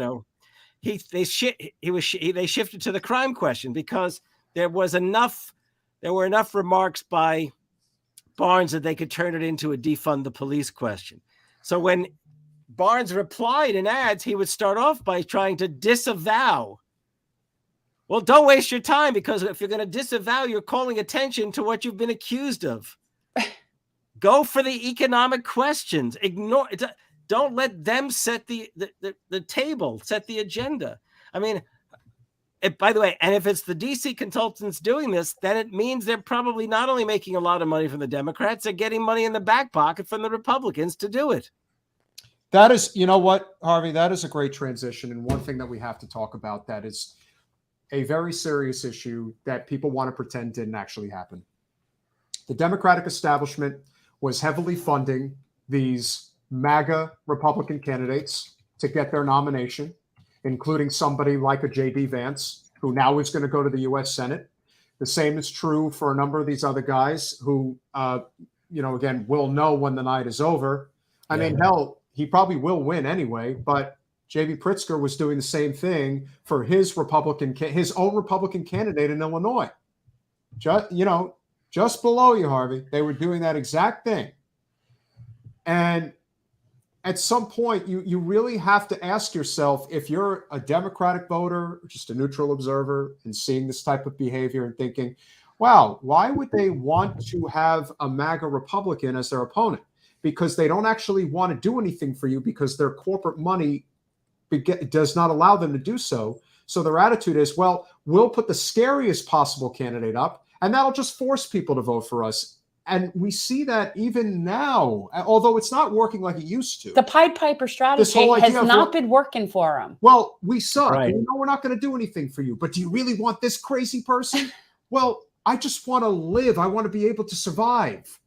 And I know you don't think I'm going to get it with this guy, so why the hell would I vote for you? Speaking of crazy people, can we maybe check to our local school board race just quickly while you're in there and digging around? We have a crazy person running for our school board down here. So I would just, when you say crazy people, I need to know. While you guys are looking for that, I can give folks an update. So it looks like, Bennett won in Colorado for the Senate. Kelly in Arizona is up by 15 points with 41% reporting. Fetterman that's still way too early in Arizona. There's a number of counties that haven't even started counting yet. Yeah, so this is like Fetterman's still holding 5-point lead with 53% reporting. Hobbs for the governorship in Arizona is up by 10, but only 39% reporting. So yeah, I think a lot of this is still very, very early, but Maryland did legalize weed. So way to go us. Recreational, you mean? Yeah. Nice. Nice. I'll come on that point. And that also brought me back to something else I want to remind us of, and that is that 2 states in referendums in these last several years have shown, right, that even in red states, you can get a $15 an hour minimum wage passed, and you can block taking the abortion rights away from women, as in Kansas. So the point is, if the Democrats were serious, they would take seriously the possibility of going left or progressive, or I don't even care what we want to call it, right? You'd think they would get the message. Well, and and speaking of the message, because I gotta head out soon, but one thing that I would say that really scores everything that we've been talking about here, right, is I released an episode of my show Working People over the weekend where I got to interview Unite Here union members in battleground states like Nevada, Arizona, and Pennsylvania. And Unite Here, has really, been doing a Herculean effort to get out the vote. They're the service and hospitality union. They suffered the most layoffs and furloughs out of any union when COVID hit. Obviously, people aren't going to hotels at that time. And they showed up in record numbers. Harold Meyerson for the American Prospect said that Unite Here canvassed more precincts in 2020 than any other organization on the Democratic side. And I spoke with folks in these states who have been canvassing nonstop. And I think it was really important to listen to them, even if you don't like the Democrats or anything like that. It's important to listen to the people who are going door to door, and especially if they're union members, working people who are going and trying to connect with their neighbors and stuff. I think that what they are reporting back is very instructive, but what they've said kind of unanimously is the thing that people are most concerned about most consistently is the cost of living, is, the struggle to survive and get by at a time when, the inflation has been hurting people. But what we call inflation is in many ways just corporate price gouging and price gouging by landlords, and so on and so forth, while so many corporations are raking in record profits. So like people know that they're being screwed over. They know that things are more expensive, that their rent has gone up $400-500 while the federal minimum wage, has gone the longest period in American history without being raised, right? Like, that's not to say that we can comfortably ignore all the other issues that people care about. If you live in an area like I do in Baltimore, where there is a lot of gun crime, of course that's going to play on your mind. But I think also people in a city like Baltimore that has been besieged by a police department that gets all the money it wants, and that has largely been able to kind of act as an occupying force in a majority Black city for many years, if not decades, right? People don't necessarily think that more cops are the solution to this, but they don't see anyone offering a better solution, right? They just see more of our neighbors getting locked up while we are struggling to pay rent. That shouldn't be a hard political target to hit if you are the Democrats, or I don't care who you are, but it's there. People are dying for real substantive change that affects their lives and makes it easier to live in a society that seems to be kind of fraying at the seams, but we can't even cross that bar. Max, you brought up a great point, and that is, if you're going to me, when it comes to dealing with policing in the United States, there is a silver bullet issue. You have qualified immunity. That is the issue. If you were to take, there's also the issue of where police a specific area. One of the things that we've noticed here in South Florida is that you have people that, let's say, I remember canvassing in Sunrise, and they were cops down in Miami. You're talking about what could be an hour away drive or even more. That to me also speaks a lot about having connections with the community. But if you were to eliminate qualified immunity and put the financial burden on the actual police instead of the taxpayers of the given area where the police mess up, the police will police the police. They will do it in-house. Because the one thing they're not going to do is risk their pension for some scumbag who's in their precinct. And they know who they are. Cops know who the dirty cops and the bad cops are. They know who they are. I think it's just a systemic problem, and it's just inherent in their culture, and that the people that apply for jobs are those kinds of people because we militarize them and they want to go out in riot gear, and that's what they want to do. So I think we have some very bad news now. We have some very bad news. You want to go? It's not looking good for Warnock in Georgia. I cannot believe Herschel Walker is going to be a senator. It's not. That has to be the most unbelievable event of the night. It's ridiculous. Warnock leads by a point. He leads by over 30,000 votes. No, Walker leads. Walker leads with 71% reporting. But the question now becomes, how many outstanding votes are left to count in the Atlanta metro area? If there is not a lot, then that is not good. And the fact that it's this close, I think also speaks to, again, what happens when the gubernatorial candidate ends up winning by a very comfortable margin, which doesn't allow, split tickets are possible. They do happen, but they don't happen that often. And in this case, when the margin is so significant, as it was for Shapiro over Mastriano, that only helps Fetterman. And the fact that Kemp is probably going to beat Stacey Abrams by double digits is not double digits. Yeah, he's up by 9 points right now. So that reality sets in that when you are not espousing, and a lot of people were critical of this. Oh, and another one. No real surprise here. Greg Abbott has won re-election against Beto O'Rourke in Texas. I'm so shocked. So he threatened to take their guns, and he couldn't win Texas. Shocking.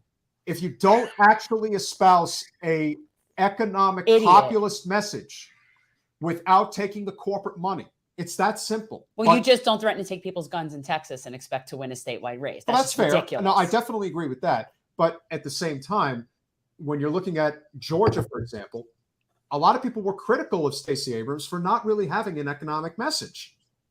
Well, hello. What do you expect? What do you think? Yeah, I have to say, I met her some years ago, and we had a conversation, and I was in Atlanta doing television actually, and I went to a union gathering that she was speaking at, and she and I had planned on meeting afterward. We did briefly, and it struck me that she's very careful on the economic. Yes, she's not an economic populist. No, she took money from no. Michael Bloomberg. Yeah, she's definitely That's not somebody who's fighting for regular people. That's just those two things are mutually exclusive. It's just crazy. And at local level, we have two good newses and one not so good news. So the two candidates that Peter and I have been out canvassing for both won their races. We now have a new mayor in Plantation. Yay, Nick Stortle. Bye-bye, Lynn Stoner. Bye-bye. Don't let the door hit you on the way out. And also kudos to our friend Rod Velez for school board. And that's also a really big win for us here. So that was good. And unfortunately, our school board district that I live in went to a crazy person. And I say that we're talking full on election denier, calling that the trans community is trying to transform our children in schools, and calling out that like one of those people just now got elected to our school board. I happen to have liked the gentleman who was running, Stephen Julian. Yes. But one thing I will say to him, and I will say to anybody else in this county, attaching Debbie Wasserman Schultz to your campaign is not a winning strategy. No. She no longer holds any type of real political clout. It's just a question of when she gets knocked out, proverbially, of course. Figuratively. Anything that she attaches herself to is always going to leave a proverbial shit stain on your campaign, and it's only going to get worse. I am not going to say which campaign it was, but I can tell you that she took a political bribe of a significant amount of money to hand out an endorsement at the 11 o'clock hour to basically bury a candidate who may or may not have suffered a fate of being removed from office after the fact. Debbie Wasserman Schultz is the embodiment of everything that is wrong with our political system. People here know it, but yeah, guys, and Stephen, I very much liked meeting him. He was a very nice guy, and I am sad that he lost, and I did vote for him, and he lost to a crazy person. But when you send out mailers that have my endorsement from Debbie Wasserman Schultz attached to it, with her picture, it has the opposite effect of what you're intending. The only people who will vote for her are people that you don't need to convince. But what you will suffer from is that when someone does see that picture of Debbie endorsing you, that is not somebody who is automatically in that sycophantic camp. Their attitude is, well, I may have voted for you, but you have Debbie behind you. I'm voting in the other direction. If the person he was running against wasn't a lunatic, that would have happened to me, because I saw her with him. Now, it turns out he's a nice guy, and he actually would be good in that position. So hopefully he'll run again, and hopefully the woman that just won is like a book banner. She's a book banner. She's one of those. Her name is Brenda Pham. It's not good, people. She is definitely of the extreme side of politics. Yeah. But the fact that Broward County, which used to be like a plus 30, at least plus 30 blue, is now becoming competitive. And that is all due to the Democrats. This isn't the Republicans. Nope. They didn't.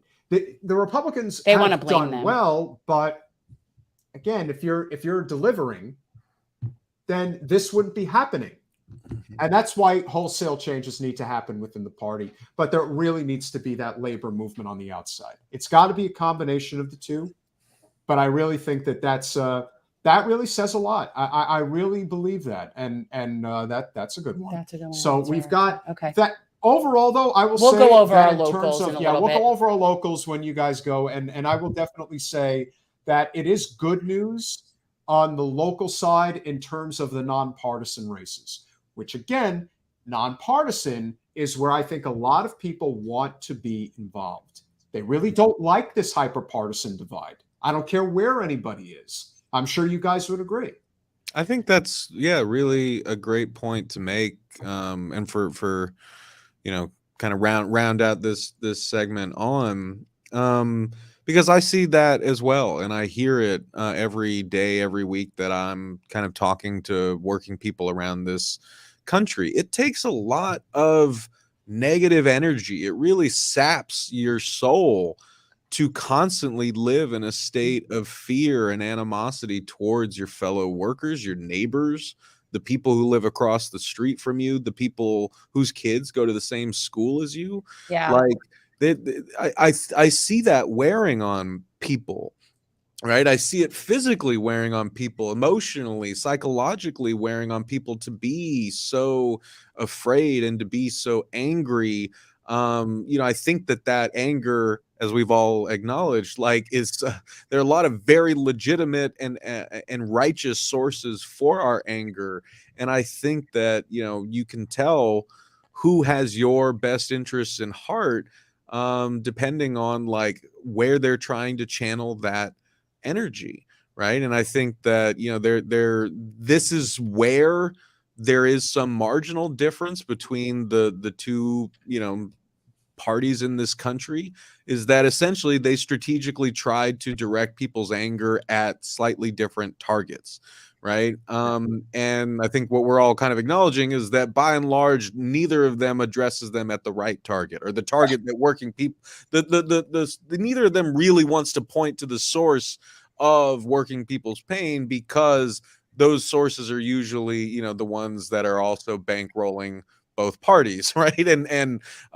making hay out of kind of propaganda spewed on this or that media network. They do not have working people's best interests in mind. And I think that all you need to see to prove that is the state of the world that we are living in, right? I mean, everyone wants to pretend like they represent the working man, and yet the plight of the working person in this country has gotten worse over my entire lifetime. Union density has plummeted. Working people have been more productive over the course of my lifetime than they ever have been, and yet and profits have like increased along that same timeline, productivity, so on and so forth. And yet the vast amount of that productivity is going into the pockets of the 1%, right? And so you can only go so far in that direction while the cost of living keeps going up. Federal minimum wage keeps staying down. Union busting companies are allowed to kind of squash workers' attempts to make their jobs better with like relative impunity, and no political parties actually going to like come and help people, working people in that situation. So, it's people telling us to, hate our, the dipshit that we work with because he wears a Trump hat, right? But you guys are both still getting screwed over by your boss. You're both getting rents jacked up on you by your landlords, right? You have more in common with each other than you do with the people who are telling you to hate one another. That applies to the right very much as well, right? Every day on Fox News, and you are seeing politicians in all these races picking up a lot of their talking points from Fox News and vice versa. But these are people who are telling you that it's, your trans coworkers, right? Or, your black neighbors, or the people who go to the church down the street from you who are a little bit different from you. They are your enemy, not, the ruling class that is destroying the planet, that is ripping that is sucking all the wealth out of this country and stashing it, like in offshore accounts and so on and so forth. Like, we are all getting screwed by the same people, but we are all being told to fight with one another. And I think that whatever happens tonight, we have to remember that, divided, we will always be easily exploitable. If we actually want to improve the lot of working people in this country, we do need to band together as a class. We have to stop letting these outside forces convince us that our fellow workers are the enemy. Even if you disagree with people's life choices, like, you need to stop trying to control everyone else's life. You need to just let other people live. If you've got a trans neighbor, fucking get over it. Like, they are just a working person like you. I interview like people from all over the political spectrum, from all walks of life, and I guarantee you have so much more in common with them than you do with Tucker Carlson or Donald Trump or Joe Biden or Elon Musk. Like, I guarantee you that is the case. But as long as we let those outside forces kind of pin us into these different corners and put us in these different boxes and convince us that our fellow working people are the enemy because they're a little bit different from us, the more that we will continue to go down a suicidal path that will lead with the continued immiseration of our society, the plundering of our collective wealth, and the destruction of our shared planet. So we don't have a whole lot of time left, and we have to start working together as a class to force this system to change. That was very well said. Yeah, we got to punch. Absolutely. And in fact, you may not have endorsed any candidates this year, but if you ever intend to run, I will definitely support you. Oh, Are you talking to me? No. Him, Max. yeah. Oh, well, I've already told you I would love to have seen you I run know, again, but Max, it's like that's just not his. I don't know. We need No, people like right. that out doing journalism and doing that. No, job. of course. I don't wish politics on anyone. That's a good way to put it. Yeah. It's pretty ugly. It is pretty. It is. It's a psychological blood sport. Yeah, I don't want to. I hope you're not watching, Harvey, because it's literally going back and forth. Like the Johnson's up, Barnes is up. It's 60% reporting now, and they're literally the vote split is like 1,000 votes. Like it's so razor thin right now. So I'm hoping that would be huge. That would be huge. Yeah. Right. Emotionally, for what it's worth, I'm more attached to the Evers gubernatorial campaign. Okay. I will tell you where he is right now. Evers is up by 4. He is with 59% reporting. He's got a 4-point lead. Okay. And I agree. I actually think it is more significant that you win these gubernatorial races, not just because we need to be able to have stronger state government, but also because it's going to be divided government anyway. The GOP is going to win the House. It's a question of whether they win the Senate. You ultimately have. Well, I thought we were going to, that might have come up this evening. Look, the Biden administration is whatever fantasies they wove about an FDR presidency. Oh, I mean, those fantasies. Harvey, do you think it's time after tonight, especially because it's definitely going to be is it a red wave? I don't know. Oh, I think it's a red wave. But whatever it is, could we please ask Joe to remove the bust of FDR from his freaking office already? Like, please take that out of there. That has no business in the Oval Office. You are nothing. You are anything but FDR. In fact, I am actually reading right now. See, he reads No Ordinary Time by Doris Kearns Goodwin. And wait, hold on. Have you read The Fight for the Four Freedoms? No, I have not yet done that. Don't tell me you're reading Doris Kearns Goodwin. He met her at a wedding, and so he was. It's a good, smooth, easy read. Okay, but given your politics, you should read The Fight for the Four Freedoms. Yes, okay. You should. All right, I will. I read Leadership in Turbulent Times, and that was a great book. And when I met her, she said, No Ordinary Time is my best book.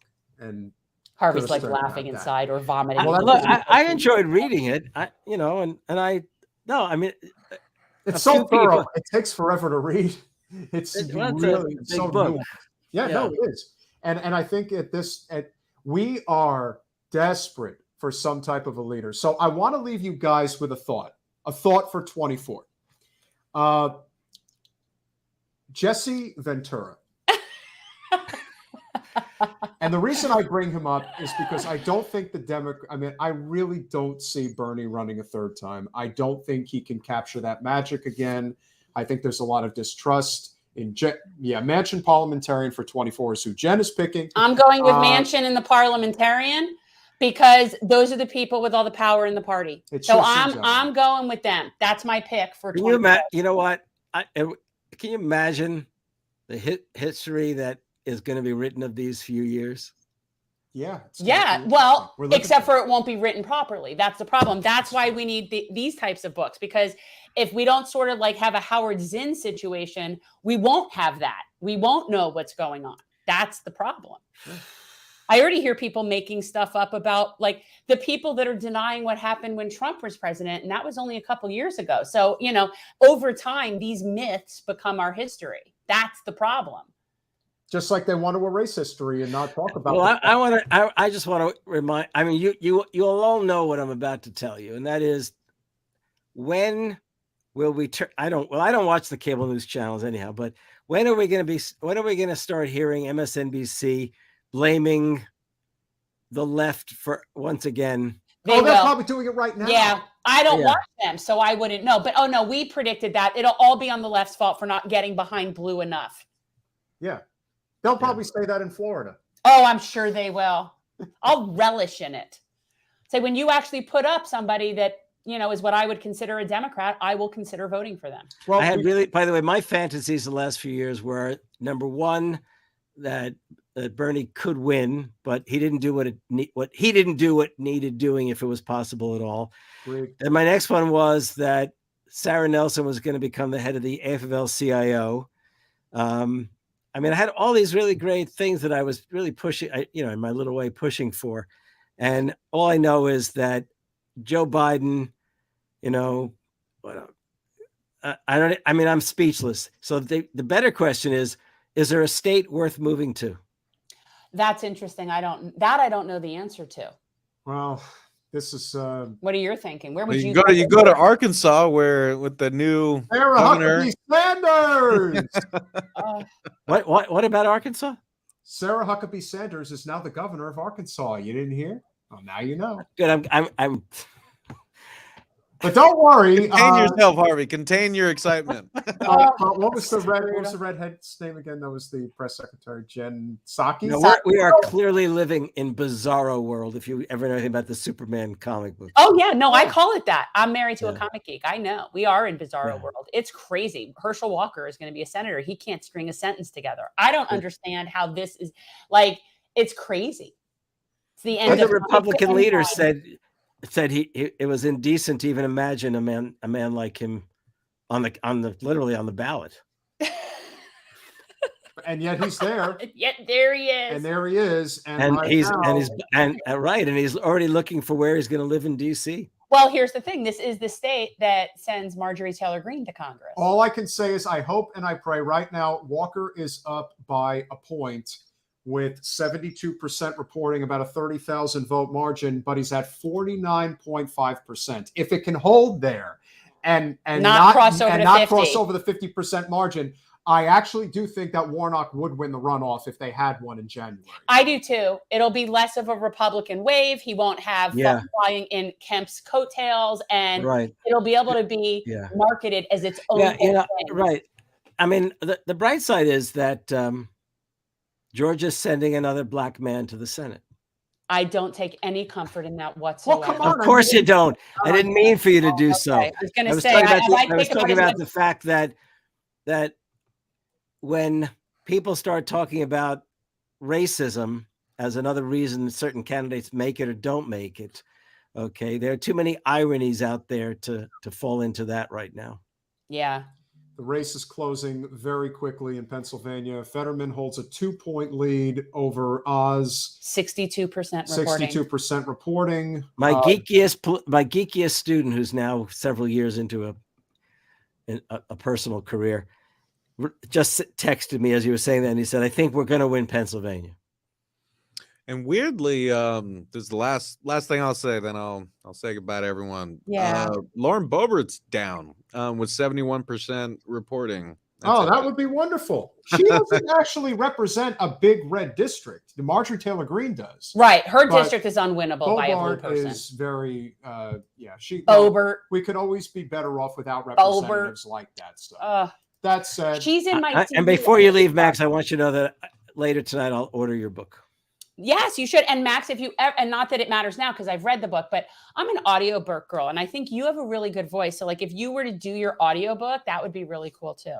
Guys, if you haven't currently, it takes time. Max is as busy as anyone I know. If you haven't picked up a copy of The Work of Living, make sure that you get a copy. And it's a really pretty cover, and it also has a nice quote from Cornel West on the cover. It's a beautiful cover, by the way. That's OR Books, right? Yes, sir. I love this cover. It's like, it reminds me of, like, I say Sesame Street in the best possible way from when I was a kid, how I would picture like what a neighborhood would look like and all the different people. Like, I really like that. I think it's really cool. Yeah. Shout out. My dream was to have the great artist Molly Crabapple design the cover, and she actually said yes. So I couldn't be happier with that. It's very cool. Very cool. And just as long as you mentioned Sesame Street, I do want you to know that the Count and I share a birthday. Do you? Ooh, very cool. Yes. That's very cool. October 9th, John Lennon, Jackson Brown, the Count, Harvey K. Wow. I actually got my COVID vaccine because I wanted to see Jackson Brown and James Taylor. They were together here in a concert and they were requiring COVID vaccination. So I had to go get one. Yeah, Jen had to play the safe card. I had to play the card. Whatever. Max, before you go, Jackson Brown and James Taylor. Anything you want to plug before you go? Can't beat that, yeah. It's always a pleasure having you on, brother. And we love the background, by the way. I do. It's really cool. Yeah. Thanks so much, guys. No, it's been great. I like the green and gold, that part. The green and gold is what I like. I bet you do. Hey, man, the Bears are finally looking like an actual NFL team now. So maybe maybe I'll have some shit to talk to Harvey. Yeah, you can actually shame me this year. Yeah. But no, I mean, it's been great hanging out with y'all. You know, I think that a lot of results, you know, are gonna kind of get clearer over the coming hours, but some maybe not for the coming, you know, days. So I would just caution people to kind of like, you know, settle in, wait for the picture to become a bit clearer before making wild, you know, kind of taking wild interpretations from the limited data that we have. I say that knowing that right now corporate media is doing the exact opposite in every corner of the country. So, you know, we'll see what happens, you know, but yeah, I think that the struggle very much continues for, you know, a working class that can organize itself and fight for itself as a class. And we got to do our part to build that movement by standing up for one another, fighting for one another, building solidarity with one another, and not letting these kind of outside forces so easily divide and disorganize and demoralize us. So, I mean, we try to contribute to that cause through the work that we do at The Real News, or the reporting that we do. Every week I interview workers about their lives and their jobs and dreams and struggles, but we also have great shows like the Police Accountability Report that reports on the ways that police are, you know, screwing over working people in rural areas and cities like Baltimore. Really, really great program. Rattling the Bars, which is about the violence and victims of the prison industrial complex. The great Chris Hedges was recording in the room next to me earlier this week. The Chris Hedges Report premieres on our YouTube channel every Friday. So, you know, please support independent media like Generational Change. Please support the work that we do at The Real News. And yeah, buy my book if you can. We're going to have you back on probably sooner rather than later, because if the railroad workers strike, we are obviously going to have to cover that. I really am waiting for the general strike. I want it to happen. I'm so ready. If the railroad workers strike, you might be looking at some form of a general strike. So. Okay, the good news for you to go out with is John Shelton tells me we are going to hold the veto in Wisconsin. That is important. That is really important. All right, so we can end on a high note. Yes. Oh, yeah. Hi. Solidarity. Thank you, Max. Thanks, Max. Bye, y'all. See you Harvey, soon, anything you're working on right now? Well, not surprisingly, I'm working on an FDR piece, but also a lot of people call me, although now we'll see what happens, for political advice these days. I'm not so sure I'm the best, but I think there is an interest in FDR. Okay. Folks on the left are at least waking up to the idea that maybe FDR had things that are worth remembering and acting upon. So we'll see what happens. All right. Well, thank you. Maybe I'll have more to say about it in the next few months. Okay. Yeah. All right. Well, you'll come back for sure. Thank you so much for coming and chatting on election night. I do want to partly apologize. In spirit, I just had a hard time getting up tonight to the thing. You're always great. What are you talking? You're well, I just felt like I should have been more coherent at times. You're always coherent. Did you see I put my phone number in the chat? Yes, I did. I wrote it down and I'm gonna put it in my phone. There you go. Now you'll be getting more things from me than you want. Well, text me that it's you so I know it's you. Because I won't recognize your number if you don't say I will do it as soon as I get off. All right. Much appreciated. Thank you both, Peter. Jen, it's great to see you. Thank you so much. By the way, it'll be far away from where you are, But I'm actually, my wife and I decided we're going down to Florida for 2 weeks this winter, but it's going to be over in the Sarasota area. Oh, that's really nice there. His dad has a house in Naples. Yeah, he has a condo in Naples, so that's Ah. right up the road. And you'll have a lot of Sarasota's a great area, so hopefully you have a Yeah, great I've got a lot of friends there. I always used to give talks to veterans groups down there. And Progressive veterans groups. if you have an excuse to drive to Sanibel Island, I don't know what I can't go there now. It's just not in a good way. fair enough. But Okay. always a Well, pleasure. my regrets that you didn't see a better turnout for Crist. I'm not. It's very. No.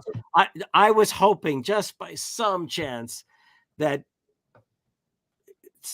he might have been pushed out of 2024 if he did poorly.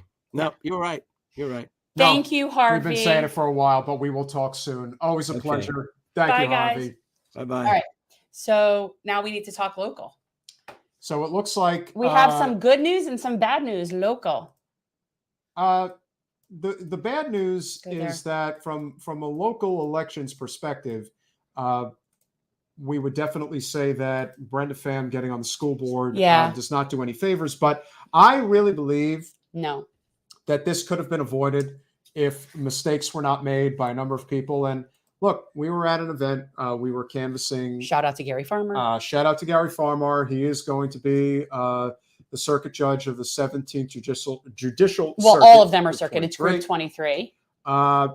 Chris Marion Brown. Congrats to him. Nice meeting you at the polls last week. Obviously, Rod Velez winning the school board District 1. That's one of the people we've been canvassing for.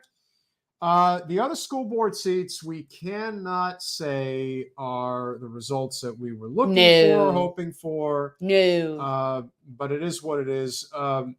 The Zeman-Korn election, which was obviously a big one that Wasserman Schultz decided to get involved in. Won't say anything further than that. There are still 6 precincts that haven't been counted, but Zeman is up by a little over 13,000, 1,300 The problem in that race, for people who don't know, is no, I can't count 13,000. So that's not. There's so much baggage in that race, and it was just such a when there's so much baggage in a race, it's almost like the actual candidates aren't even what people are looking at anymore. They're only looking at baggage. They're looking at who this person is affiliated with. It's that the fear of her if she gets indicted and the governor gets to remove her because she was one of 4 people that were recommended by I guess it was some sort of, was it a committee that was investigating Marjorie Stoneman Douglas, and she was one of the people that was supposed to be indicted. And so if she gets indicted, then the governor gets to appoint somebody, and that's the reason supposedly people were coming out for her opponent. Also have to say for Rod Velez, he ran a fantastic race. He also had great marketing, and he only won his race by a little over 4 points. That just goes to show you. And she didn't really campaign. No, that just goes to show you the power of the name. Because he busted ass for that 4 points. This lady who he ran against, Murray Martin, is the daughter of a lady who was sitting on the school board. I didn't see anything. Sitting on the school board for a very long time. Shout out to Jeremy Katzman. Great gentleman. I'm bummed about Howard Meltzer. Howard Meltzer, good guy. Unfortunately, he lost to Lisa Malazzi. But Jeremy Katzman and Lisa Malazzi are the 2 people who were endorsed by the firefighters. So that does explain why that race didn't go as well. Even though Howard was a great candidate, we are definitely going to catch up with him. Shout out to our new friend, AJ Ryan. AJ Ryan. In Dania Beach. He is going to be the next Dania Beach City Commissioner. I don't know how many seats. Is it 2 seats? 2. It's this election. It's the top 2. So it's going to be AJ Ryan Lori and Lori Llewellyn. We met Lori's husband, a very nice gentleman, who happens to have an open mic. He has open mic night, and he thinks Peter should come do impersonations there. Well, I think I might go there and have a good time. It's a restaurant. So shout out to AJ Ryan for winning his seat. Sorry about Lou Romali. Very, very nice guy. Really enjoyed talking to him. But, these local elections, you only lose by a couple of 100 votes. But most importantly, not let me, okay, please. You know what? I just feel like you're so I want to go through this. I okay, build it up. I don't want to go to it right at the last minute. God. AJ Ryan winning, I think, is great. That's definitely a big one. And we just met him yesterday. Literally just met him yesterday. But really hit it off. Yeah. Really awesome guy. Mike Butler, who we did meet for a brief minute, was endorsed by the firefighters. Not a surprise. Wins the at-large seat, 1 in Hallandale. We don't need to talk about that. Yeah. Joy Adams, nice lady who we've met before, apparently decided to run again. She ran for mayor against Joy Cooper last time. Oh, that's who I was thinking that was. And I was like thinking, oh, why would I even care? Oh, okay. Yeah, cool. Kevin Biederman wins re-election in Hollywood's District Biederman, 5. Biederman, Hi, Biederman. Biederman. Hi, Kevin Biederman. Tracy Kalari, somebody who has been on the commission for a while and really busts booty. Yeah. To make sure that she wins re-election. She puts in the work. She absolutely does. No. Notice how he skips over everything that's not in our district. Well, forgive me Tim Longren, he decided to run for. And good for him. I like him. Park City Commission. I like him. You just skipped the most important one. We'll get back to it. Okay. We'll get back to it. My new friend Eric Anderson kept his seat re-election in Plantation. Denise Horland, kept surprise, her seat. Keeps her seat. Louis Reinstein, not a surprise, wins his seat. Shout out to Wayne Clark. Thank you for running a great race. Don't know what the Still and Coal guy deal was or what difference that would have made. Never saw him at the polls. Never saw him. Never saw a sign for that person. Yeah. I like Lewis and I like Wayne. I don't have it's like, there can be multiple decent people. Congrats to our friend Jackie Guzman for winning the election. Even without the police. Yeah. Good for you. Good for her. And she won handedly. Mary Molina McCarthy.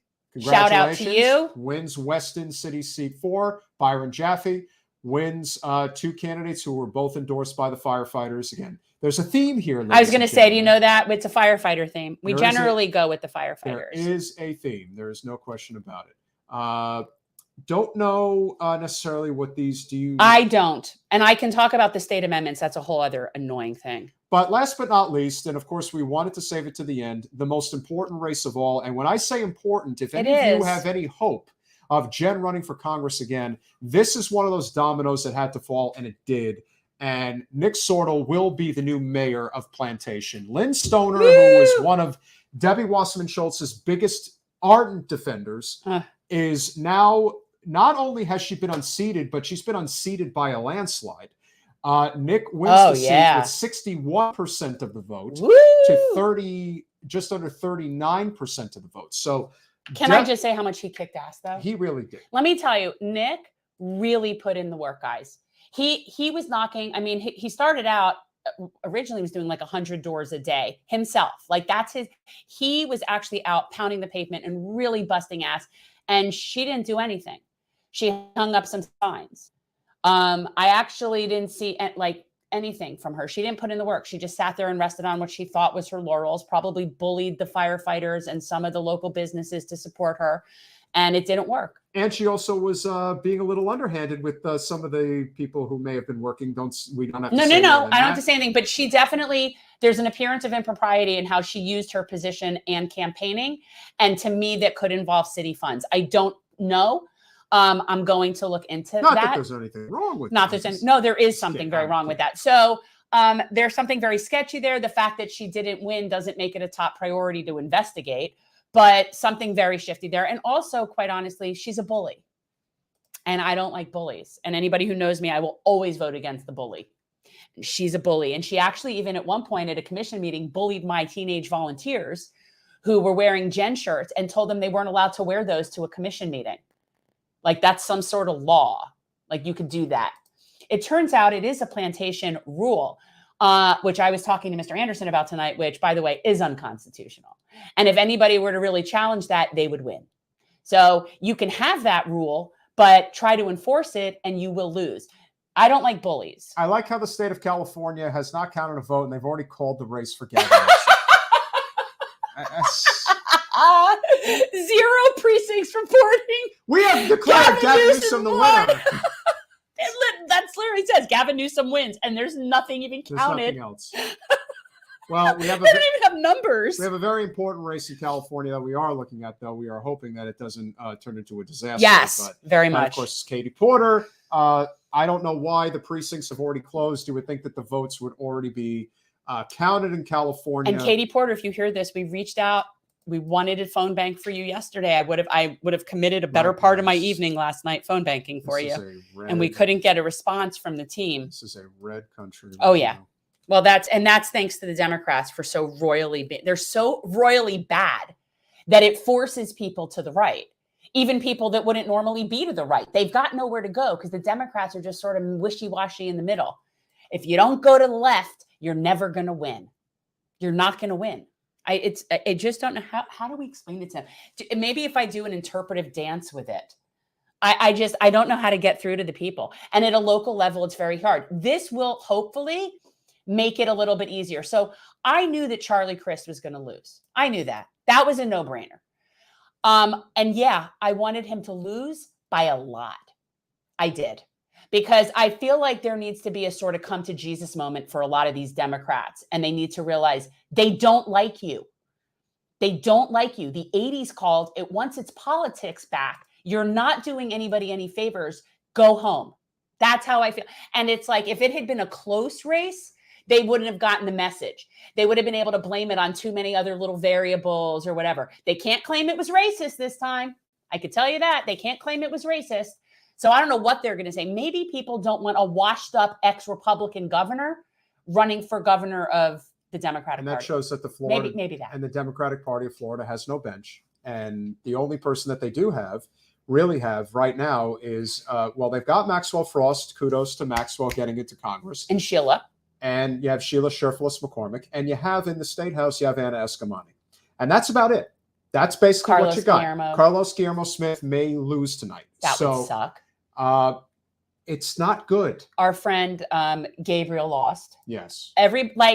Just Florida, it's not happening for the blue. Now, the good news is that this is Adam Frisch. It's not, there's 71% reporting, but Adam Frisch has almost a 4-point lead over Lori Boebert in Colorado's 3rd congressional district. Now, that would be if you could get Lori Boebert out of Congress, that would be nice. But then again, I think that the GOP also knows that the stars are aligning for Ron DeSantis. Yeah. What was the final split between Maria Elvira Salazar and Annette Taddeo? So I will go back to Florida for a minute. I'm curious about that. So in our district, which is now 27 or is it 28? Look at how red this state is. Yeah. That's pretty freaking red. Yeah. But when we're looking at, where's show more? Oh, look at this.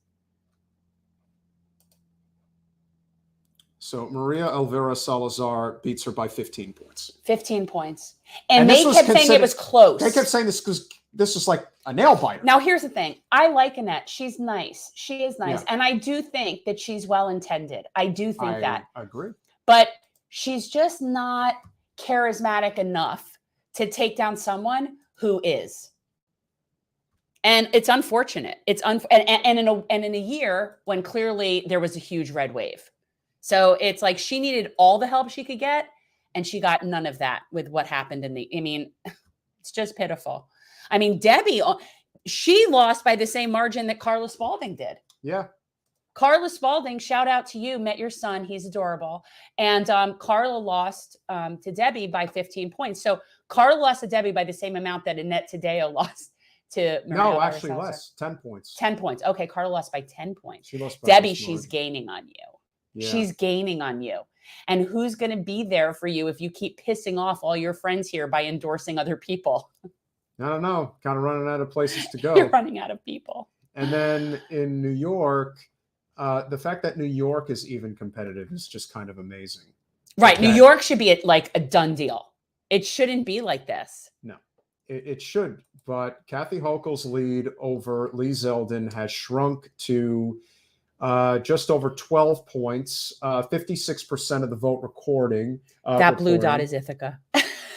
Yes, I know. The fact that Syracuse and Rochester are currently red should tell you really all you need to know. Syracuse shouldn't be red. Syracuse should be pretty blue. But go Buffalo. And yet they couldn't handle India Walton. No. But Lee Zeldin is closing the gap. He was down by 18 just a little while ago. Now he's basically within 12, 57% reporting. There's no telling how late this may go in terms of the vote count. In terms of these, governorships, I think that's where the importance of these races really play a big role. Okay. The Northeast is pretty blue for the most part. Chuck Schumer, no surprise, wins re-election. Somebody should primary him. Very big margin. 20 points. Yeah, not a surprise. But then again, that's a federal seat, not a state seat. And so the governor's race obviously plays a big role there. Again, as far as any of these other states are concerned, Mark Kelly seems comfortable right now. It's only 48%. Yeah, but you never know how things can turn as the other half of the state is counted. The same with the governor's race. Katie Hobbs holding on to a 14-point lead over Carrie Lake. What I will say is if both candidates do end up winning, and I'll have egg on my face because I thought for sure Carrie Lake was going to win. I think it's going to really be a referendum on Trump in a lot of ways. And that, you think about the candidates that he's endorsed, but then again, a number of the Trump JD candidates. Vance is going to win. You got JD Vance. You got also Herschel Walker, who's still trending. That to me is it. You're distracting me, Jen. You know what I mean? I'm really looking at that book. Who knows how many copies it actually sold? Wait, what happened to the map? Oh, I didn't do anything to it.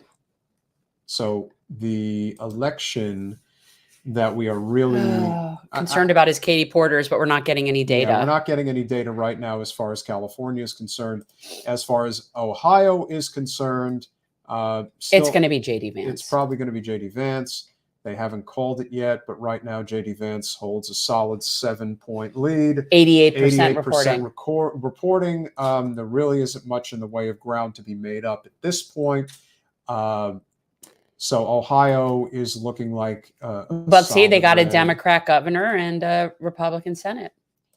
Now, as far as the state of Michigan is concerned, which does have an important governor's race, right now, Gretchen Whitmer is holding on with a 5-point lead over Tudor Dixon. Her first name is Tudor? Yeah. That can't be right. She just made that shit up.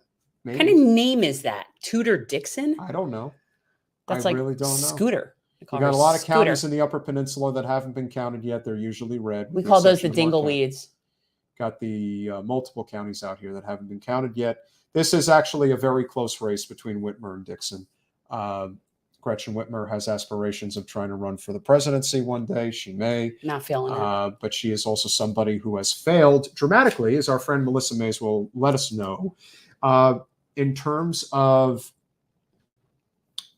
being able to deal properly with Flint and not removing the pipes. So good. But do you know that's good? I want to know do you know what percentage of the votes are in? 50%.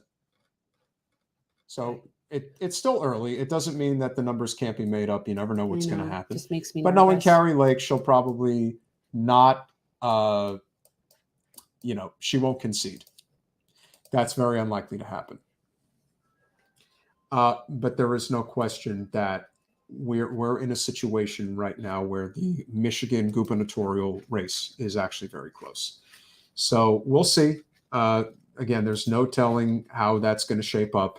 But it's still very early, as are a lot of these other races. And a number of them are not going to be called tonight. Probably by tomorrow night, when we do come on live, and we're having a very important show. Jen, what's tomorrow night? So guys, tomorrow night we're having on Beth Macy. She's the author of for those of us who watch Dope Sick on Hulu, if you haven't seen it, it's a mini series based on her book with the same name. And it's about the Sackler family and the OxyContin scandal and really the disservice that they've done to this country. And they should really be in prison. They're not. We'll talk about that. But she has a new book out called Raising Lazarus, which is essentially a follow-up to where the opioid crisis is now compared to when she wrote Dope Sick. So the things that have changed and what's going on. And I'm sure nobody will be surprised. We're not handling it well. We're not doing it well. And as a huge intersection to you, we don't have healthcare. So that intersectionality between the opioid crisis and healthcare is massive. There's other issues as well. Obviously, COVID exacerbated a lot of that for people when people were losing work and people unable to get their accurate healthcare turned to things like on the streets. And there's been a lot of fentanyl overdoses. I mean, it's out of control. So we're going to be speaking with Beth Macy tomorrow night. And I'm excited because I haven't read Dope Sick, saw the miniseries, but I did read her new book. that just came out in August. So check that out. I think it'll be really interesting. You guys won't be too shocked as to how badly we've handled the opioid crisis. But I'm just trying to renew people's interest to maybe have the Sackler family, like, I don't know, incarcerated, beheaded, exiled. These are horrible people. One can hope. Ugh, they should be in prison. This is my deal. I will support a for-profit prison industry if we let out all the nonviolent drug offenders and replace it with members of the Sackler family, big pharma, and the actual drug criminals in this country. And if you want to profit per day off of them in your private prison, I'm willing to have that. Like, I'm willing to concede private prisons as long as you're incarcerating the correct people. Like, Yeah. That's how I feel. That would be nice. Another electoral update. Right now, John Fetterman holds a 1-point lead over Memenaz with 68% reporting. Very, very close. It's very nerve-wracking. Guys, Dr. Oz is such a capitalist elitist whore. I don't understand how people in Pennsylvania would vote for someone who lives across the border in a castle. Like, could you even more obviously vote for, like, it's like voting for a king. And thank you, Democratic Party, for screwing Charles Booker. Rand Paul is winning re-election by 22 points. But instead, you decided that you were going to have Amy McGrath run against Mitch McConnell. Oh my God. And they'll say, well, you know, Amy McGrath only lost by 18 points. Well, against Mitch McConnell. Against Mitch McConnell. Not Rand Paul. Rand Paul is not hated. In fact, Rand Paul is not a corporate whore. And his people must actually like him, or he wouldn't be able to stay there because he doesn't take corporate money. So he must be doing something right. Again, I don't agree with his politics. But obviously he's doing something right because he's able to stay there without corporate money. Mitch McConnell, he needs to go. And he's never going to die. I'm convinced that he's immortal. I'm convinced it's like death becomes her, like he's covered in that like shellac, like a spray paint situation that keeps him looking like he's human. But in fact, he's green underneath, like a corpse. He is like the Grim Reaper. He is a horrible human being. He's a horrible human being. I can't really say people at this point. Oh my God, what that's this brutal. Is gonna look like It's brutal. You know, when it goes west, California obviously is going to fill in a number of Democratic House seats. Hawaii will fill in 2. Alaska, is Hawaii 2? Yeah, Hawaii's 2. And Alaska, I believe, is 1. We'll see if the incumbent Democrat, the lady's name is slipping me right now, is able to hold. Oh, the love of all that is holy. So I don't know what this is going to look like, but right now it's definitely trending towards a GOP takeover of the House, of the U.S. Senate. It's still a little too early to say. A lot is really riding on whether or not Barnes or Johnson wins Wisconsin.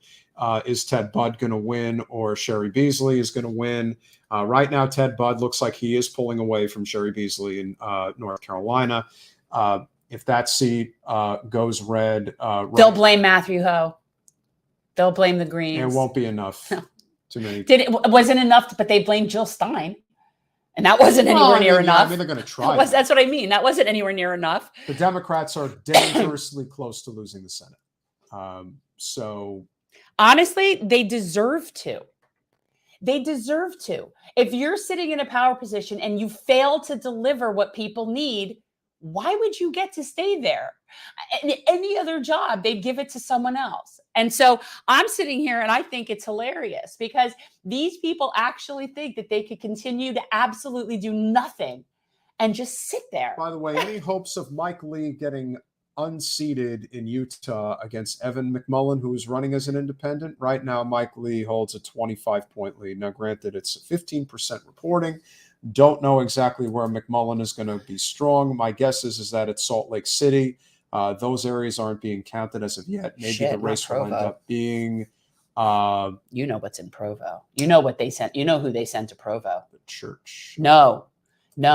Bad kids get sent to Provo. Oh, I didn't know that. Especially if you're from the California area and you have discipline problems, you end up in a boarding school in Provo. It's not kid. Like there's like, it's basically like juvies there. That's what, like, to me, when I hear Provo, I think of juvenile detention. Don't be bad and go to Provo. I've heard it's bad there. So let's see what's actually happening in Illinois. Want to take a look at that one real quick. Let's look at Illinois. Tammy Duckworth wins re-election, not a surprise.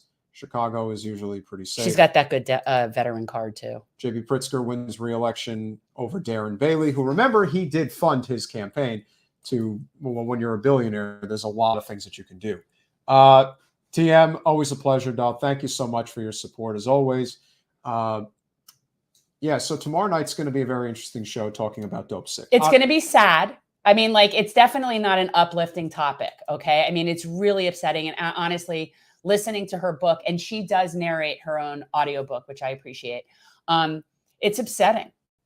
It's really upsetting. And I want people to read this because we need, the first thing that needs to change with the opioid crisis, the very first thing that we have to do before we can do anything is change the stigma of what addiction is and what that looks like. And we need to look at it instead of wanting to penalize, punish, and erase those people as if somehow they're bad or evil or wrong. What we need to do, I don't know what you're showing me. Oh, I don't know who that is though. Bobby's wife. Oh, so we need to change the stigma. And if we're able to change the stigma of what addiction looks like and who it's affecting, our attitudes about how to help people will change. So I feel like by addressing it the way we're going to be doing it, it's really, that's my goal, is for people to come away from tomorrow night with an understanding of what substance use disorder is, what the people are going through, how we can make it better. And by the way, I'll say it again, I've said it a million times, we all do better when we all do better. Okay. We're all better with people being healthy and educated and not, dependent on drugs. We're just all better off that way. And so I just think we need to look at this, and people don't realize we're so puritanical and conservative with a lot of these things in this country compared to other countries. We actually have states right now that are trying to ban needle exchanging, which has been proven to reduce transmission of AIDS and other diseases and reduce the amount of dependency and Sharing addiction. Needles? What are you talking about? It's a needle exchange. Oh. So you bring in your used needles and they give you clean needles. And these are set up like okay. I guess I misunderstood. Okay. I'm sorry. So I'm sorry. If people didn't know, a needle exchange is for people to go and get clean needles. Sort of because they're living on the streets. They have no access to buy things. And if you provide clean needles, it's just a service. It's just making everything better for us. And anyway, again, but there's this stigma that those are bad people and they're addicts and why should we help them and just screw them? And it's just so that not understanding the nature of the collective. And everyone knows, I think that's really important.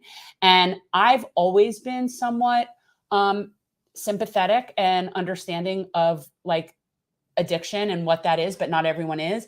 And this was even eye-opening for me. Like the kinds of what people are dealing with, and people that are trying to help them are having to be like, it's like there's this old man in Fort Lauderdale and they used to arrest him for feeding homeless people. That's the people that are trying to help the people with substance use disorder. They're being punished for trying to help them. That's where we are in this country. And it's just, it's upsetting. So I'm hoping we'll be able to help with at least clear some stigma, add to the solution. We'll have more, obviously, to talk about tomorrow night. Right now, Herschel Walker leads Raphael Warnock by 700 votes. Oh my God. Which is incredible. 86% reporting. They're both sitting at 49%. If it were to hold, they would go to a runoff. That's our best case scenario right now. I think. Would agree. I think it's going to be very hard, but I think this is just a very neck and neck race. You really can't, I really can't call it one way or the other.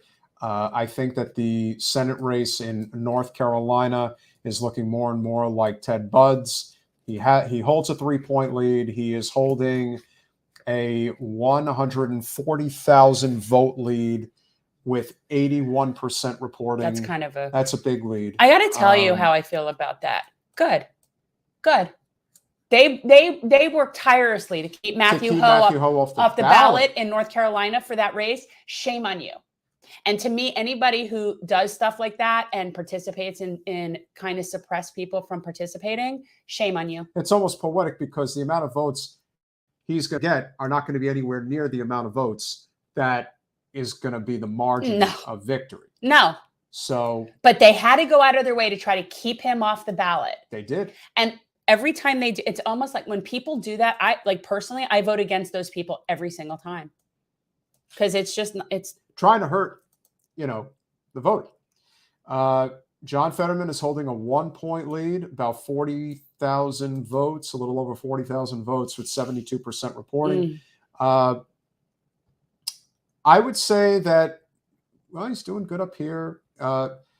Every state looks the same. Every state in this country, with the exception of like New York and California, are like red with little blue dots in them. Fetterman is definitely doing what he can to hold off Oz, which he worked hard. He did. I think the debate really hurt him, and I didn't watch it. So what? Like, was it just bad? It's just his communication is just way off, and it's unfortunate. And you think that's specifically from the stroke, or was maybe he wasn't great before that with communicating? I don't know. Yeah, no, it definitely played a role. There's no question that it played a role. And so, last but not least, before we do go, we're going to obviously do our traditional, which is asking you guys to give us money. So go to patreon.com/generational I think Ben's stuck at the door. He is. I don't know, but I think so. Didn't hear a knock, but I will sell you on why you want to become a patron of this channel. So we're obviously not going to have candidates on, but what we are going to have is a lot of more in-depth conversations with, we'll say, content creators, with important people that are going to be involved in a variety of different things that is going to help our channel grow.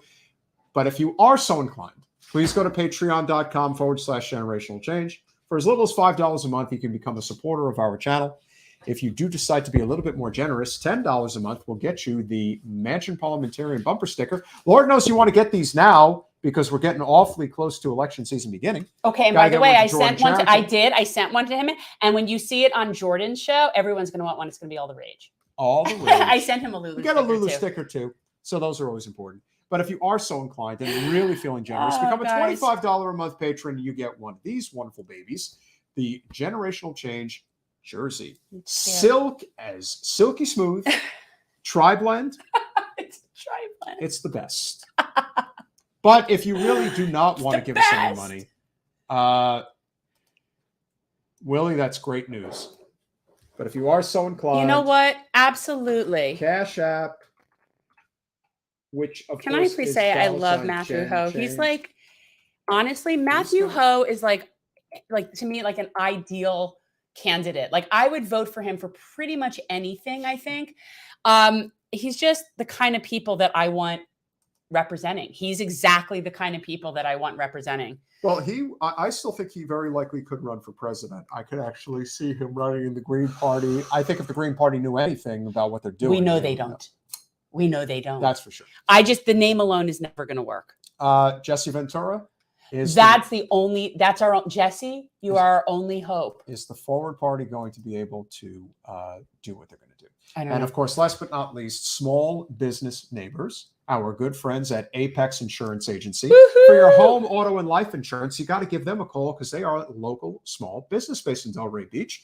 They will give you a quote, and you might be surprised with how much money they can save you. It may not be, it sounds like a pitch of some sort, but I can assure you, stick with a small business. If you don't have somebody, check them out. See what they could do for you. When you use somebody local, they'll actually go out of their way. And when rates go down and stuff, they'll let you know and they'll try to help you out. When you use a big thing, you don't get that. So if you don't have somebody, check them out. Tell them Jen and Pete sent you. Yeah, they might be really nice to you for that. They might be. So with the Senate race that has been officially called, J.D. Vance is going to be the next U.S. Senator from the state of Ohio. That fills in the map even more for the GOP.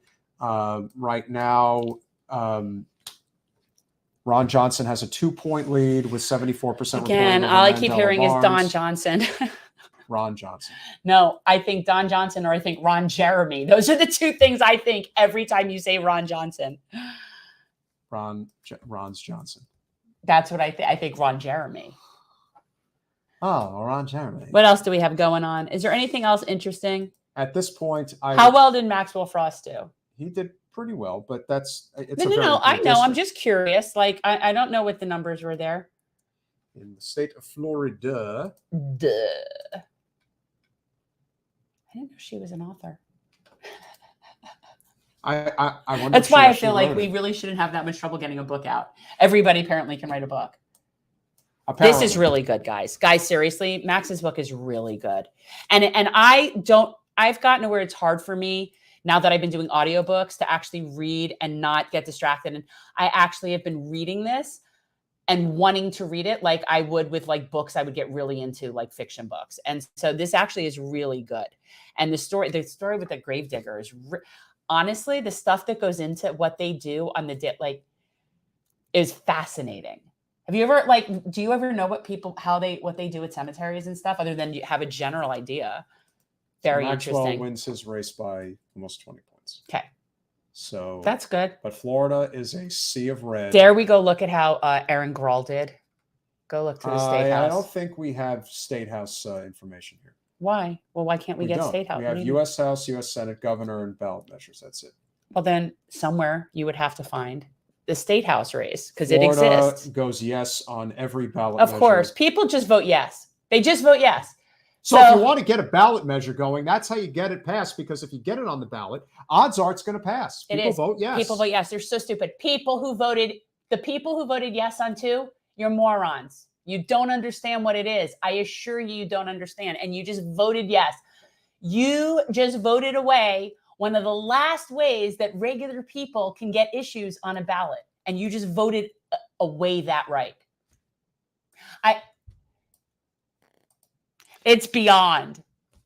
And granted, it is written somewhat complicated on purpose, and it's frustrating that this was even able to get on the ballot by whatever fascists decided to put this on the ballot because they knew people would vote yes.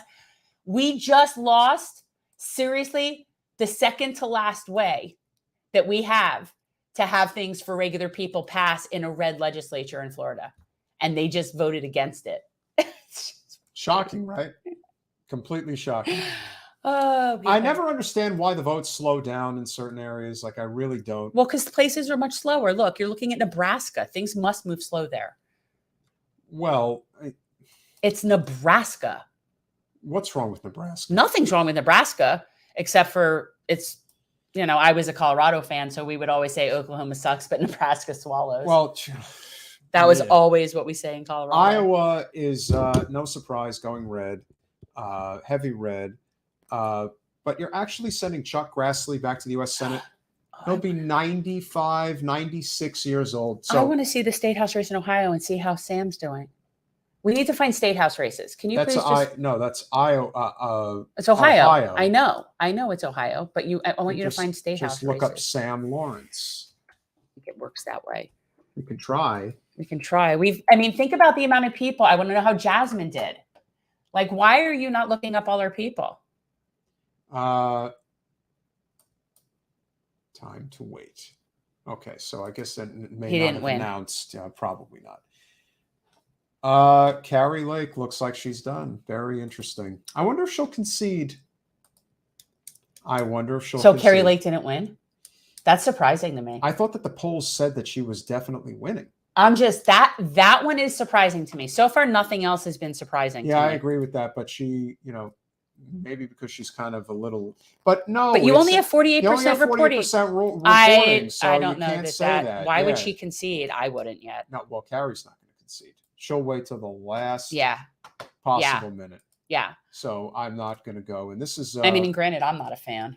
This is the Associated Press. This is basically as up to date as you're going to get, just in terms of what the votes are going to look like. I was trying to watch Nate Silver earlier, but I was just like, no, he sucks.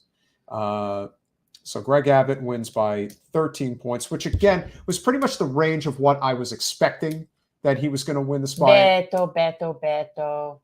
Robert Francis. Beto. You're not going to win. It's not going to happen. Man alive. But people just, they have no concept that there is a strategy. Like but people like the fact that he said that, and his guys, as soon as he said that he was coming for their guns, we said, that's it for him. He's never going to win another race in Texas. So our good friend Jasmine Crockett is going to the U.S. Senate, Woo! U.S. House. We love to see that. She won by a substantial margin, but my guess is that she probably really wasn't challenged. Texas 30 is and it's blue. very blue. It's very blue. But so what? Her primary was harsh. Henry Cuellar looks like he's probably going to hold. That sucks. I'd vote against him if I were there. I'd vote for whoever that was. In Texas 15th, Monica De La Cruz, unfortunately, is leading Michelle Vallejo. Did we have her on? No. Okay. By 10 points, 10.5. At 66%, it's not looking too good right now. Did we have anybody that we liked that was in California? Katie Porter. Oh, Dan Crenshaw. Yeah, Dan Crenshaw with the most gerrymandered seat you could ever Al Green? possibly imagine. Al Green? He's still there. Hold on. Yeah, Al Green. He's still there. No, but that's not Al Green. Yeah, it is. No, I know who Al Green is. Oh, it's somebody else. Do you not know who Al Green is? I guess I don't. The singer? Oh, no. I don't know. Unbelievable. Yeah, I know. I'm such a loser. And also Greg Kazar. And he, Mr. Castro, Jen's former lawman. Joaquin. And where are They're we? very popular in San Antonio, the Castro brothers. They're very, very popular. Oh, there's more. Okay. So Greg Kazar is going to Congress. Good for him.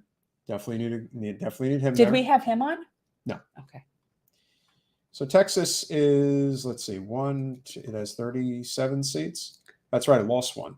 1, 2, 3, 4, 5, 6, 7, 8, 9, 10, 11, 12, 13.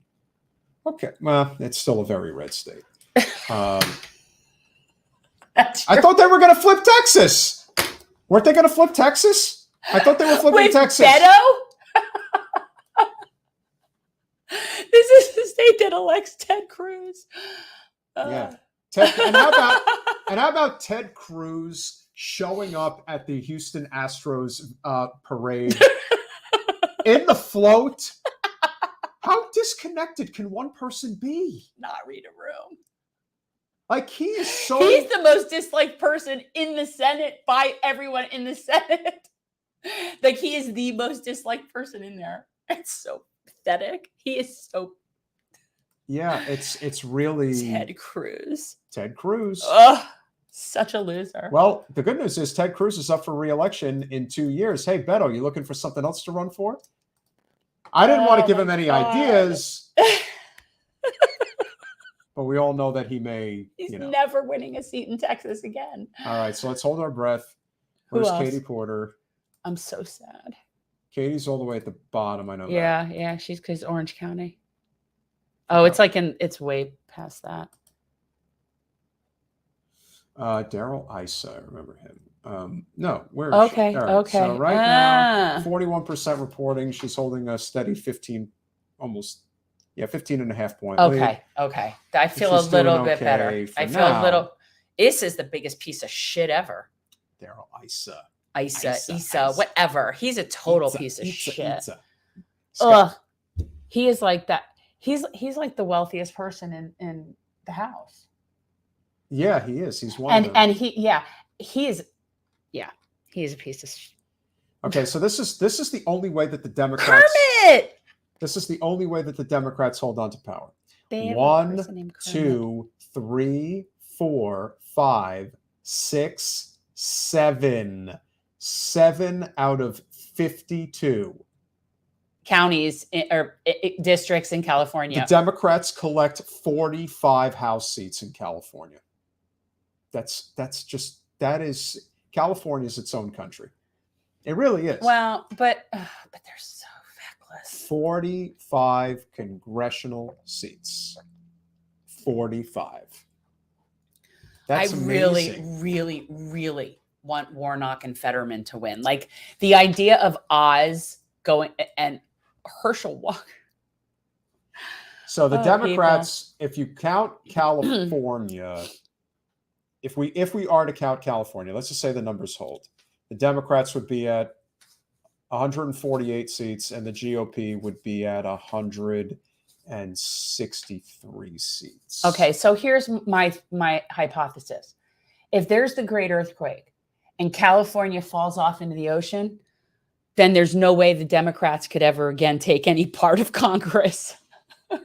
No, they definitely wouldn't be able to. But it is pretty remarkable. It is pretty remarkable how supermajority California is. Hey, look, that's all the Democrats can say. Hey, look, we got California. That's really what matters. Let's see what happens. Let's see what's happening before. Well, you know, Rick Larson wins. Happening. You know all those people. Yeah, but let's see what's happening with Patty Murray if she's really winning that easily. Who are we looking at? Oh, in Washington. Well, you know, I mean, listen, she's going to win most likely. But she is in a 14-point race, which is kind of interesting. Yeah, that's pretty. She's going to win. Yes, I would say that she's going to win. All right, let's see. What's going on in Oregon, the governor's race, which everyone was talking. Wow, this is really close. That is really close. So Tina Kotek is up by 1 point, less than 1 point, less than 10,000 votes. But only 47% reporting. So less than half reporting. Christine Drazen is running, and then you've got. I would say Drazen. You got this Betsy Johnson, no party affiliation. I don't remember if she pumped a lot of money into the race or if it's Christine. Well, she got a lot for being no party affiliation. She got 9.2%. Yeah, it's probably a lot of money in there. There has to be something because that's. I don't know why Nevada has not called anything at this point. Because they're back-ass words. Back-ass words? That's a word. Back-ass words. You're just making up words. Back-ass words. Katie Hobbs. They have completely stopped counting in Arizona. Why? Don't know. Are you just saying that? They're still stuck at 48%. They've been there forever.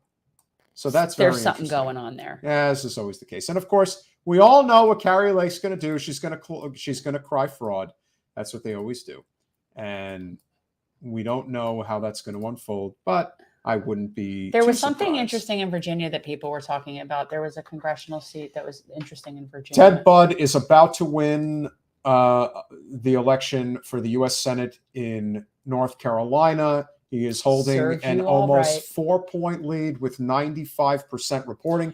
I am very surprised I haven't called it, though Lord knows they probably have outstanding votes in Charlotte. Let's reach out and see if we can get Matthew on next week or something at some point. We should reach out to some people and get them on for a little bit of a post game because he's such a good candidate. He is. Yeah, Bud is holding a lead of 135,000 votes with 95% reporting. Even though North Carolina tends to be it tends to be a swing state, but it usually swings red.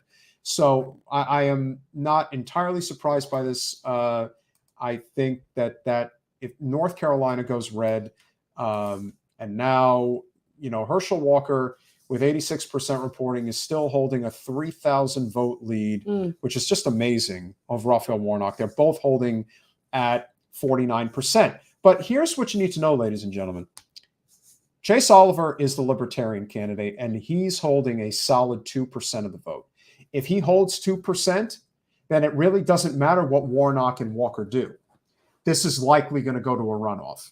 So I think that's an advantage to Warnock. So you're looking at it from how much the third person has, keeping them from being able to reach their 50. I agree. But okay, and you don't think there's enough for that for his 2% to go down?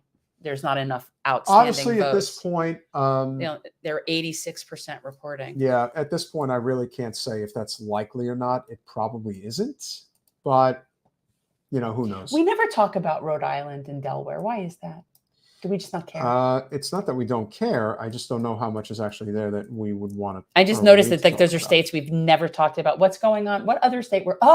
Lee what's Zeldin, going on? I know what I want to know. What's going on in Wyoming with Lynette Grable? I'll check that out in a minute. Lee Zeldin has closed the gap again on Kathy Hochul. It is now an 8.8 point. But how much reporting?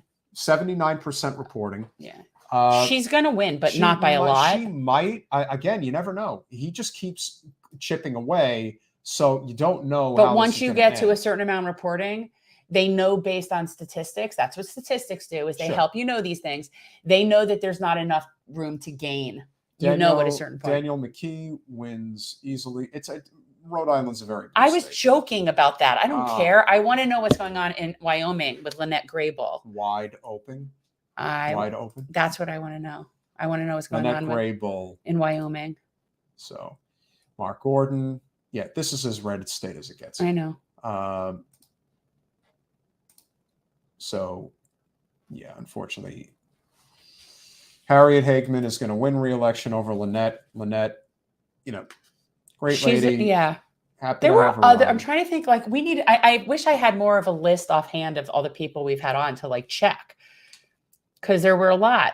We had somebody in Colorado. One thing you also have to remember, guys, is there is the money factor as well. If your campaign's not funded, you can't win. No, So, especially in these big states like that. I don't know. Like in a small state, if you have like a good canvassing game, I guess. But some of these states that are big, yeah. it's just too much. So it looks like, it's still too early. I don't know. Way too early in Montana. Matt Rosendale, Monica. Do you know these Chanel. people? No. I didn't realize they're running in two different districts. So those I are thought different. that Montana only had one congressional district. I guess No, they more. have two districts, but then why? I don't understand. So then there's two people or just two districts? No. Oh, I see. They're just running so far. Oh, wow. So an independent is running. You see, that's what you have to do. In states where this is, again, the Democratic Party is going to have a reckoning of a substantial, of an immense proportion. Well, where that's they have to what's realize happening right now with Charlie Crist losing by how many points? 20 points. That's an awakening, people. The Democratic Party is dying in many ways. Or- And so the idea that in Montana, you have an independent that has a 7-point lead over the Democratic candidate. Come on. Oh, although that is Montana. It is. But that's Montana. I'm What? surprised they even have Democrats in Montana. I don't know where they would be. Don't you watch Yellowstone? Ooh, Yeah. that's coming next week. Minnesota. What's going on there? The gubernatorial race, Tim Walz wins. Just want to know what's happening with Keith Ellison, if he's going to win state attorney general's race. I'll sleep better once I know Katie Porter's won. That's the other one for me. So, yeah, we're just kind of, at this point, just trying to see where the numbers are at. Tony Evers, his numbers have closed. People are, of course, looking at the overall. Do they keep the House? Do they keep the Senate? Blah, blah, blah, blah, blah. 6 of one, half a dozen the other. What matters are particular people that are worth anything can keep their seats. Ron Johnson has opened up a lead against Mandela Barnes. He's now up by 2.5, almost 3 points. Oh, that's not good. 79% is reporting it's not looking too good for Mandela at this point. As far as any others go, let's just see if Tudor Dixon has closed the gap in any way against I missed Gretchen Tim Whitmer. Russer. Gretchen Whitmer is holding a 4-point lead with 42% reporting. That's Michigan's going to take a while. That's not a state that's going to get called anytime soon. And as far as the Commonwealth of Pennsylvania is concerned, John Fetterman we're at continues to hold, 77% reporting though. yeah, continues to hold almost a 1.5 point lead. So a lot has happened. A lot of information we obviously have been given. I don't know. Yes, Alaska's one district comedy calamity. So yeah, it's been a good night. We've gone quite a while. It is I'm like the witching falling hour. asleep now. Yeah, me too. But we will have a lot to talk about tomorrow night at 8 p.m. We will have Beth Macy. I was going to say Casey, Lacey, Macy. Beth Macy. Beth Macy of Dope Sick. And her new book is called Raising Lazarus. So very important. It's So very good. we hope to see you guys tomorrow night. We hope you enjoyed the coverage. We tried to give you as much information as possible that was relevant. We had some good viewership for a little while, but obviously on a There's night like so tonight, many people live right now. we're competing with everybody. Yeah. So Everybody's live. Tim Pool's got like 75,000 watching. Yeah. It's like there's so many people live right now. There's no way. Oh, our little show that could. Lots to talk about. That's what I feel like. We're like the little engine that could. We appreciate you guys. Thanks for your support. We'll see you Bye, all. tomorrow night.